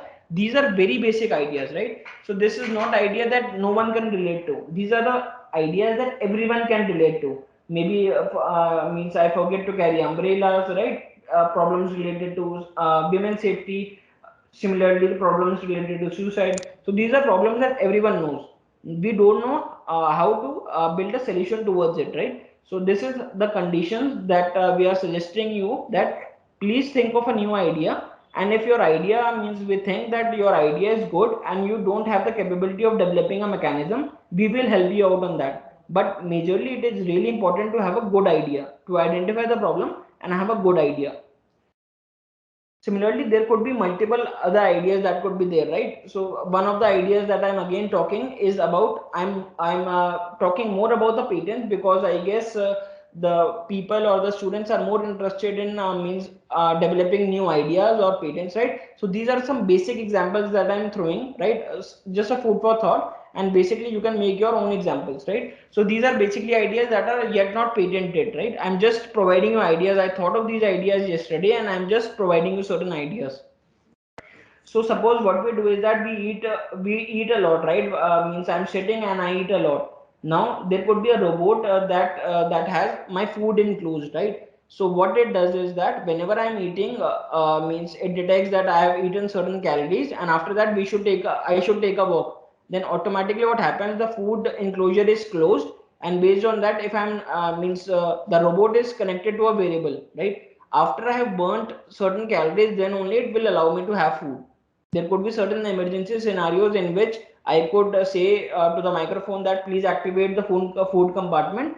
It could access me, or maybe there could be some parental controls for that, so that it could stop me from overeating, right? So these are some ideas. Maybe a robot integrated with a wearable device, right? So what happens is that once I eat above a particular calorie, it automatically switches off the food compartment. It automatically closes the food compartment, and after I move around for certain bit, or it could suggest me exercises that I could do so that I could lose or burn that calories, and after that it allows me to again intake food, right? So these are certain things that everyone face. We could put conditions into it, we could put certain mechanism to it, and then it could be ready for an invention, right? So this is how we think of new inventions.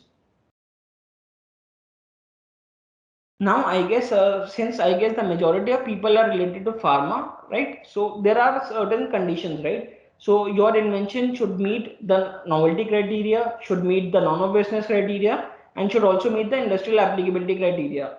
But means there are also conditions under section 3. So I'll not go deeper into what is section 3.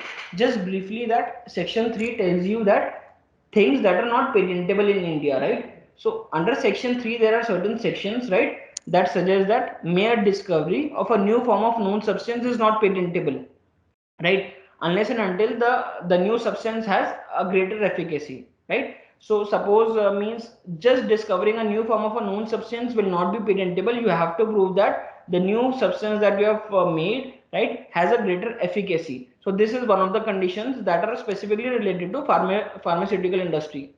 Similarly, what happens is that we make suppose we want to make a medicine, right? Now what we have done is that there could be an ingredient A, there could be an ingredient B, and what we do is that we just mix the suppose ingredient A solves 20% of my head problems, ingredient B solves 20% of my head problems, right? Now by combination of both of these, what is happening is that it is solving 40% of my head problems, right, or headaches. Now it is not patentable. You would ask that means why we are just mixing the two components, but under section 3E of Indian Patents Act, if I am just mixing the two things and they are giving me a combination output, suppose if I mix A and if I mix B and the result is A plus B, then what will happen? My invention is not patentable, because unless we have to show that there is a greater synergistic effect rather than a combination effect. So when I mean a greater synergistic effect, it means A plus B should result into A plus B plus C. If that C is missing, what will happen? The examiner will say that means you are just adding the components, you are making just a mere admixture, and then based on that your invention would be rejected, right? So these are the important clause for means suppose someone is making a medicine, right? Just mere means combining the ingredients of paracetamol or a dolo, right, and they are giving a combination effect, right? So what you are doing is that you are increasing a dosage rather than certain inventive step. So what means that you are mixing the components, their mixing or their addition should give a greater synergistic effect rather than just a combination effect, right? If you are able to prove that your invention is having that synergistic effect, then of course your invention is patentable. Else it would attract section 3E of Indian Patents Act, which suggests that mere admixture is not patentable, right, resulting only in aggregation of the properties of the components. Now the most important thing is that a method of treatment is not patentable in India, right? So a method of treatment to cure someone from disease, right, is not patentable. So now there would be a question that means if method of treatments are not patentable, then how come medicines are patentable, right? So medicines are definitely patentable, but their pharmaceutical composition is patentable, right? So means if I write that a method of treating a headache or a method of treating a stomachache would not be patentable, right? But a pharmaceutical medicine having this composition, the composition of that medicine would be patentable, right? I'll just show you certain examples. So a method of means if you can see on the screen that a method of treating a neurological disease or disorder, right, is not patentable. So if I write something in this way, then examiner will say that see, method of treatment are not patentable, it falls under section 3I and hence it is rejected. But in a similar thing, if I write that a composition in the form of medicament for neurological disease, it is patentable, right? So I can patent the composition, but I cannot patent a method of treating something, right? So while drafting means what is important is that we draft it in a certain way that is not that examiner should not reject our invention, right? So means this is also the headache that we are taking. You just have to give a good idea, we only draft it, we only do the searching part, and we again file it, right? So you just need to give a good idea. The drafting part, how it needs to be drafted, we take care of it, right? But just a major concern that method of treatment is not patentable. Suppose a method of treating cancer is not patentable, but a composition of a medicine that cures cancer is patentable, right? So we have to focus on the composition part rather than a treatment part or a method part. Similarly, what happens in pharmaceutical industry is that medical equipments are patentable, right? A method of treatment is not patentable, but a medical equipment treating that means solving or treating that particular problem is patentable in India. The composition of medicines are patentable in India, right? Now the cosmetic surgery is there, right? So cosmetic surgery, there is a lot of debate around it, but cosmetic surgeries are not method of treatment, right? They are enhancing the beauty effect, so those are also patentable in India. So these are the integrities that are there, right? So you just don't have to mix the ingredients.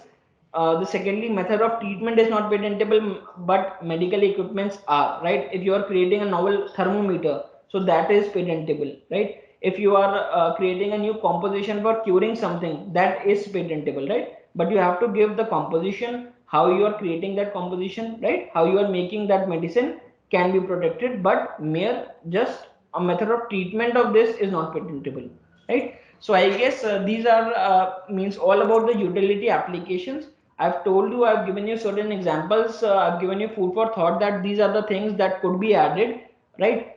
So means again I have showed you that these are the laws under section 3D, 3E, 3I, right? That method of treatment are not patentable, right? Why it is not patentable, I have already told you, right? What are patentable under pharmaceutical industry, that also I have told you. That composition is patentable, right? Medical equipments are patentable.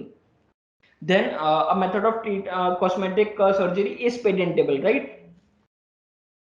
Now the life cycle of a patent is 20 years from the date of filing, right? So this is the overall process. What happens is that once they are filed, then after 18 months it is published, and then the examiner examines it, and the subsequent process is that there could be a hearing procedure, there could be a first examiner, means whenever the examiner is examining the application, then there is a first examination response, right? So that FER is generated and then is sent to us.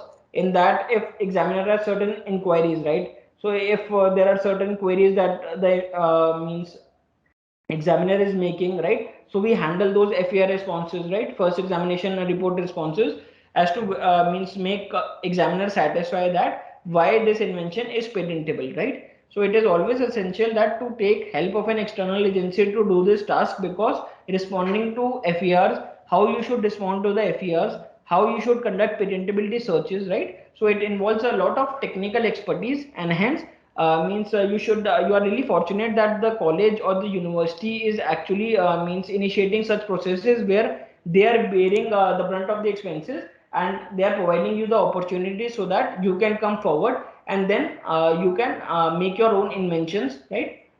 The cost means of the university, right? So it is always a very nice initiative from the Bhagat University to provide the students and the faculties the opportunity to file more and more utility applications, right?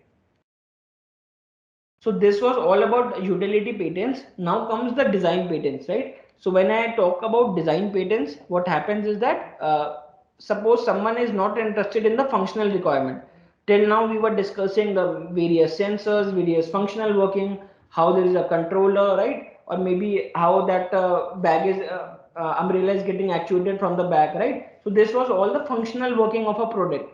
Now means what certain inventors are interested in, they're industrial interested in the industrial designs, right? So by industrial designs, what I mean is that means suppose someone has a unique design of a footwear, right? Or someone has created a chest in a certain way, or someone has created a table in a certain way, or someone has created a chair or a table fan in a certain way, right? So the ornamental appearance or the aesthetic appearance, if certain inventors want to protect, they should go for the industrial designs or design patents rather than the utility applications, right? So in design patents, what is checked that whether your design is new or not, right? Whether the aesthetic appearance or the ornamental appearance of your product is new or not. If it is new, then it is granted, right? So it is of course easier to get a granted design patent than a utility application, but I would encourage more of the students and the faculties to also give utility applications and just not focus mainly on the industrial designs. So as I said that design patents or the industrial designs cover the ornamental, the aesthetic appearance or the outer appearance of a product, right? So there can be thousands of components in a car, right? So there could be an engine that is working, there could be a brake system that could be there, right? There could be a rear view mirror that could be there, right? So now what I'm doing is that rather than thinking of the functional working of how the engine is working, how the brakes are working, right? Now I am focusing on how the car is looking, right? The outer appearance of a car or the ornamental appearance of a car, right? So if that is different, then of course we can have a granted design patent, right? So design patents cover the ornamental appearance or the aesthetic appearance rather than the functional working. So this is, I guess, the main difference between utility patents and design patents. Utility applications function more on means the functional working of a product, and how your product is looking can be protected by design patents. Similarly, if you can see that table lamps or the goggles, right, means these are protected by design patents because they show that how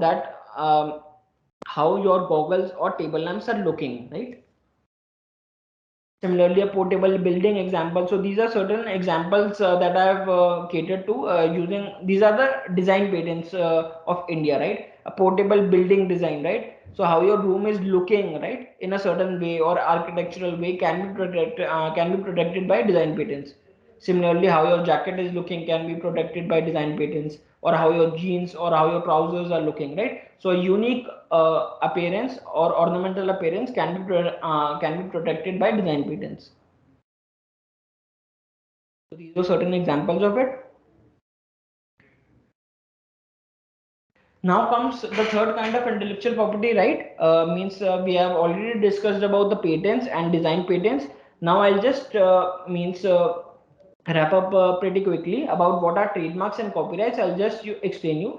Suppose why are trademarks used? Trademarks are another kind of intellectual property right. Why do we use it? Because in order to distinguish a service or a product from the competitor, right? So suppose if your shoes has a tick mark sign, so everyone will say that it's a Nike product, right? So how do we recognize it? Because there is a tick mark that is already protected by Nike, right? So now to enhance your sales, right, or sell your services under one umbrella, what you do is that you take help of a trademark so that your products or services are visually distinguishable from the competitors, right? So suppose it could be a word, it could be a logo, it could be a letter, right? It could be a label, it could be anything, right? Or a combination of all of these to distinguish your services or products from the competitors. You would have seen a capital M sign, right, of McDonald's. Now they are used for selling their burgers, right, or selling anything that is associated with McDonald's. You would see a capital M sign on every McDonald's restaurant, right? So whenever I see from far, means it makes me realize that it's a McDonald's and not a KFC, because KFC has a different logo, McDonald's has a different logo. In order to protect means or sell the services under one umbrella, the trademarks are used, right? There are certain examples of trademark you would have seen. As I said that McDonald's is there, Apple logo is there, right? So whenever I see means a bitten apple, then that is a sign of or a trademark of Apple, right? It signifies that this product belongs to Apple. Similarly, there is a Nike sign, McDonald's sign, Dell sign, right? So there are Louis Vuitton. So there are multiple trademarks that are there, and why they are used is that everyone recognizes their services and visually distinctive from the competitors, right? Now you would have seen a TM sign and an R sign, right? So what TM means is that it's an unregistered trademark, and what R means is that it's a registered trademark, right? So there are certain advantages of having a registered trademark over a non-registered trademark. Is that it is not mandatory to have a trademark protection, right? But whoever has protected it, their trademark means with the Indian Trademark Office, they have a capital R sign, right? Enclosed in a circle. So why it is helpful is that anyone, if they are copying my logo, if they are copying my brand, right, or if they are selling their services under suppose if Haldiram has a trademark, right, and I am opening a restaurant by the name Haldiram, then what Haldiram can do is that Haldiram can actually tell me to actually change the name or stop selling it under Haldiram or take license from them. If I am not ready to take license, if I am not shutting down my store, then what can happen? Because they have a registered trademark, they can sue me in court and I have to pay a lot of damages to them, right? because the court will have the authority that it's already registered with the Indian Trademark Office, and I cannot open a restaurant, right, or a shop named Haldiram. So this is where a registered trademark is really important, because it provides proof of ownership, right? Patents are valid for 20 years, right? They cannot be renewed. Similarly, design patents are valid for 15 years. They also cannot be renewed, but trademark can be renewed after every 10 years, right? So after every 10 years, if you want, there is a certain amount of renewal fees that has to be given, right? 6 months before that, and then we can have a renewal for trademarks, right? So suppose Haldiram had a trademark 10 years ago, they can again go for a renewal, and they have to pay a certain amount of fees that is there, and then they can renew the trademark. So patents are valid for 20 years. Similarly, design patents are valid for 15 years. Trademarks are valid for 10 years. You can renew trademarks, but you cannot renew patents and design patents.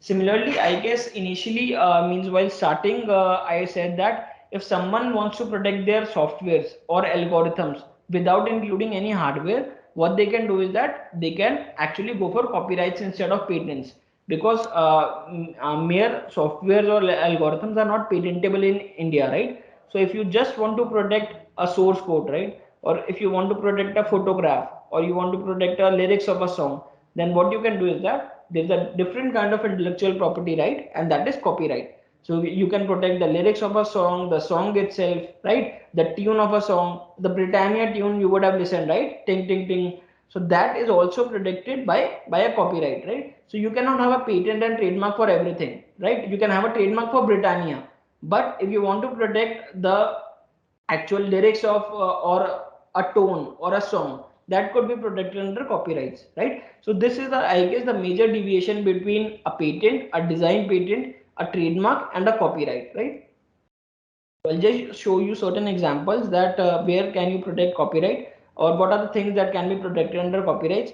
The book cover, right, or a song, or the lyrics, or the photographs, right? So all of movie scenes, right, actor interpretation. So all of these things can be protected under copyrights. And of course, means algorithms, softwares can be protected under copyrights if you don't want to integrate hardware. If you can integrate hardware with a particular software, right, then of course you can go for a patent. Patents were valid for 20 years, design patents were valid for 15 years, trademarks could be renewed after 10 years, right? So the copyright duration is 60 years, right, from the death of the author. So throughout the lifetime they're valid, plus 60 years after the death of the author also they're valid, and they also cannot be renewed, right? So means throughout the lifetime they are valid, further plus 60 years from the death of the author, so they are valid. So this is, I guess, the timeline of copyrights. I guess so. This brings me to the end of the session. I'll just brief you about what are the things that we have done. Firstly, we have understood that what is a patentability search and why do we do it? How do we find various prior arts, right? So there could be a non-patent literature, there could be a patent literature, and why is a patentability search really important? The next we I described you about means what are the criteria that means once you send us the invention, what are the criteria that are required for making your invention patentable, right? So novelty, non-obviousness, and industrial reproducibility was one criteria, so that your invention could be made patentable. You have to satisfy all the three criteria simultaneously. Failing to fulfill one criteria would result in rejection of your patent, right? And of course, again, I gave you certain examples of, even if you are means you want to patent certain things that are not pharma or chemistry domain, you can do that. I gave you certain very relevant examples of problems that we were facing, right? Suicide ceiling fan, women's safety, bag attached with an umbrella, right? Similarly, a robot that encloses food when the calorie intake is high. So these were some basic examples that I took, right? And then we also discussed about design patents. If you want to protect something that has an ornamental value, can be protected by design patent. Further, we also discussed significance of trademarks and copyrights, right? When to go for a trademark and copyright, this also we discussed with certain examples, right? So now I guess I'll be very happy to take questions if there are any.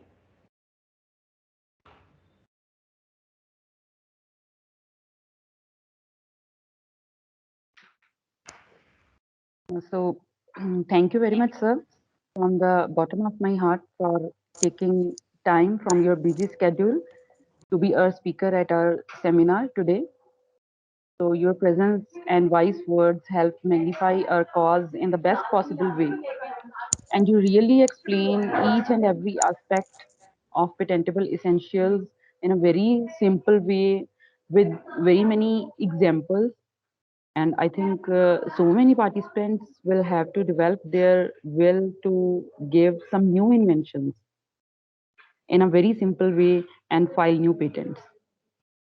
And now there is a questionnaire section, as you said, sir. So Sure. if anybody from the audience want to So put you can any unmute, question to I sir, guess, the participants who are willing to ask a question, and they can directly ask definitely, sir, by definitely, unmuting. definitely, sir, definitely. Good afternoon, sir. Good afternoon. Sir, my question is, sir, what is trademark and how is it different from brand, sir? How is it different from patents? Brand, sir, brand. What is trademark and how is it different from brand, sir? Trend, I'm not getting. How is trademark different from Different from brands, sir, Brand, brand. brands? Okay. So how do you create a brand, right? So you create a brand by having a trademark. So if suppose Nike means had not trademark a logo, right, or symbol, then how would he would have been a brand? Then anyone could have copied that brand, right, or anyone could have copied that logo. So suppose if Nike or Adidas would not have trademarked their designs, right, or not trademarked their logos, then what would have happened is that every other shoe would have a Nike or a trademark sign. Then what is the authenticity of whether it is coming from an original means manufacturer or different manufacturer, right? So that is why a trademark is really essential, is that suppose if I want to protect my company, right, I have a trademark for my company, I trademark that name. Suppose Happy Meal is there, right? So Happy Meal has a name trademark. So if KFC wants to use Happy Meal, they cannot do it unless they have a permission from McDonald's, right, or from any other company that is there, right? So suppose Happy Meal is there, is having a trademark with McDonald's, because what they have done is that they are making a brand. What they are doing, they are actually assembling a burger, a Pepsi, a fries, right, and they are creating a box. They are naming it basically Happy Meal. Now Happy Meal is a brand that has been made, right, by the help of a trademark. If you don't have a trademark for it, if it's just Happy Meal, then KFC would have also used Happy Meal. How would that have been had become a brand? So in order to become a brand, you need to have a trademark that is registered with the Indian Trademark Office, and then you become a brand. I hope that is clear. thank you, sir. Yes, obviously, sir. Thank you very much. Thank you very much. Okay, any other query from the audience side? Has everyone understood the novelty and the non-obviousness criteria? Means it, because majority of the people do take time to understand the non-obviousness criteria. So if that is the case, then they can probably ask, and then I would again explain that what is it. Because while creating the inventions, it would be really beneficial if all the inventors or the students or the faculties have understanding of what is a non-obviousness criteria, right? If everyone is clear, then that is great.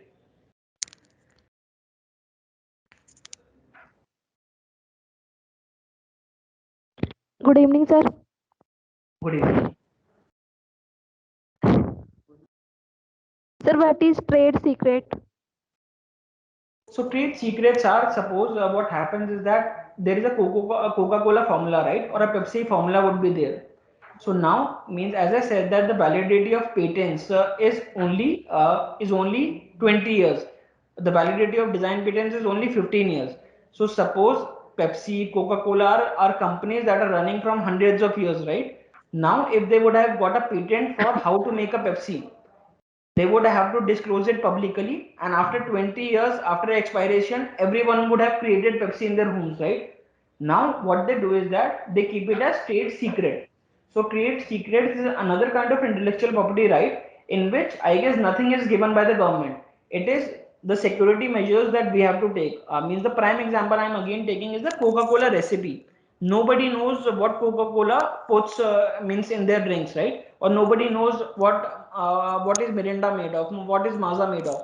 because if they disclose it in patents, then after 20 years everyone would be making Maza and their monopoly would be stopped, because everyone would have the composition, everyone would have how it is created, what are the components, what are the ingredients that are present, and based on that they would have created Coca-Cola or Pepsi.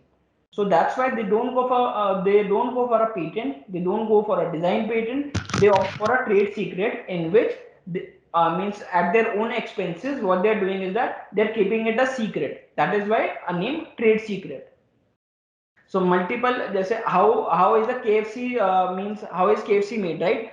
So means they use particular kind of ingredients in a certain way, they use a certain kind of machines, right? So what they are doing is that that ingredient how it is made is kept trade secret, so that competitors do not know how it is made. So that is trade secret. They have no validity because we are not disclosing it to public, we are not disclosing it to the government, we are just disclosing that this is a set of ingredients and I personally will take care of it. So these are trade secrets. I hope that is clear. Yes, sir. Thank you, sir. Thank you.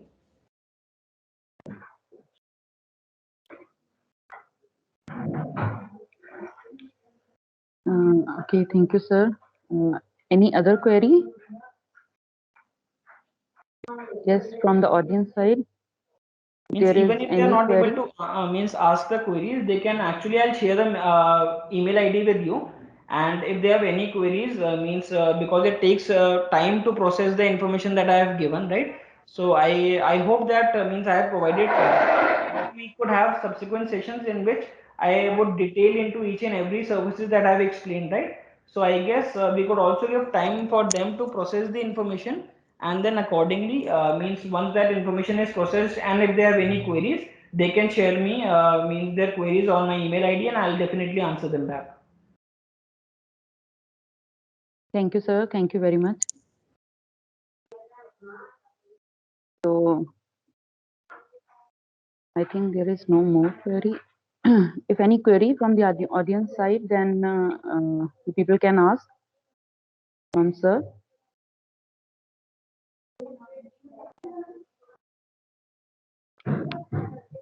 Okay, sir. I also thank you on the behalf of the all participants from all other institutes and DBU itself, Desh University, and who are definitely thrilled you have you as a very big ocean of knowledge and exchange these type of words with us. So I cannot thank you enough for gracing our seminar today. So Thank you very much, ma'am. inaugurating. Thank you very much for giving the opportunity. I guess there are many more seminars to come in which we'll try to educate the inventors. That means it's not rocket science. Anyone can create any kind of technology, right? Definitely, So means definitely. will definitely means as the time passes, I guess there would be a lot of seminars. There would be a lot of sessions which we will conduct, and we'll try to educate as much as inventors or students and faculty as possible. Thank you very much, sir. Now I sir. invite. Thank you, sir.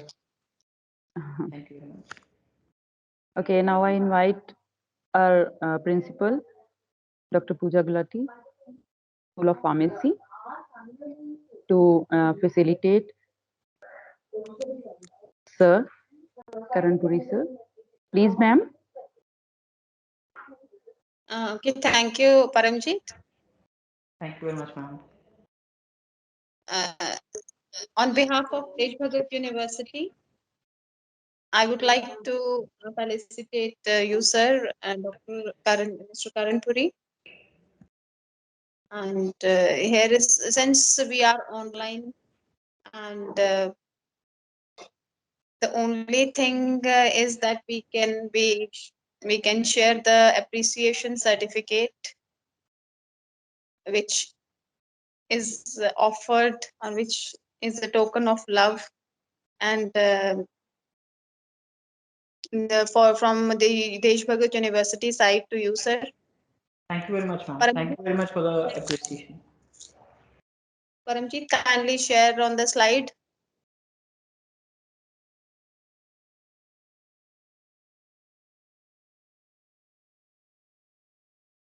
Paramjit, am I audible?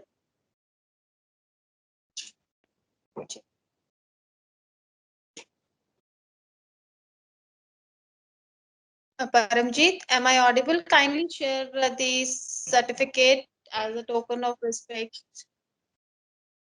to our today's speaker.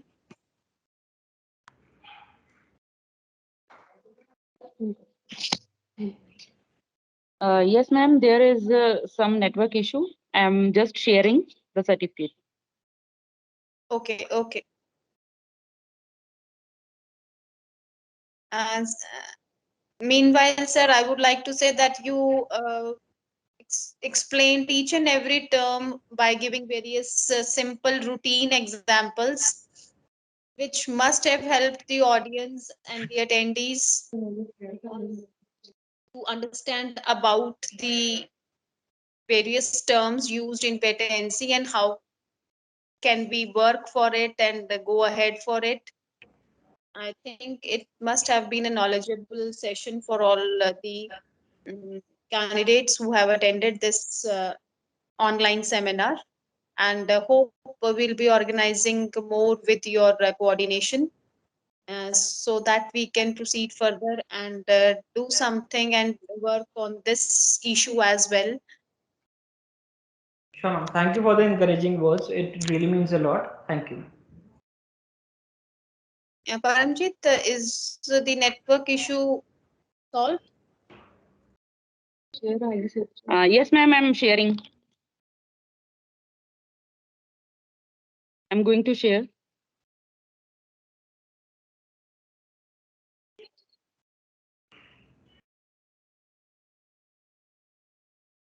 Okay.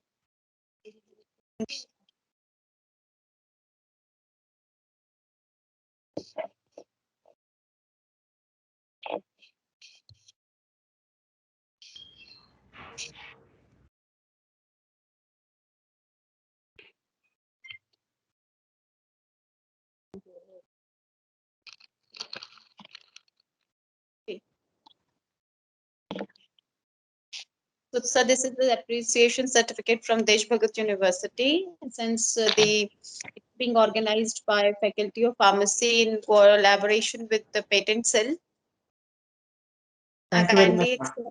accept this certificate as an appreciation from Desh Bhagat University. Thank you really very much, ma'am. Thank you. Okay.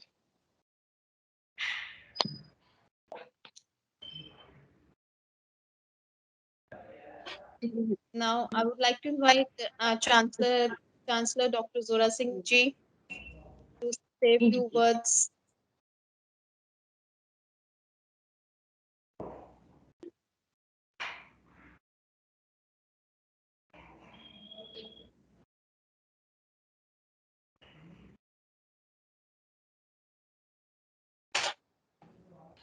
And I would like to invite again our Honorable Chancellor, Sir, Dr. Zora Singh Ji.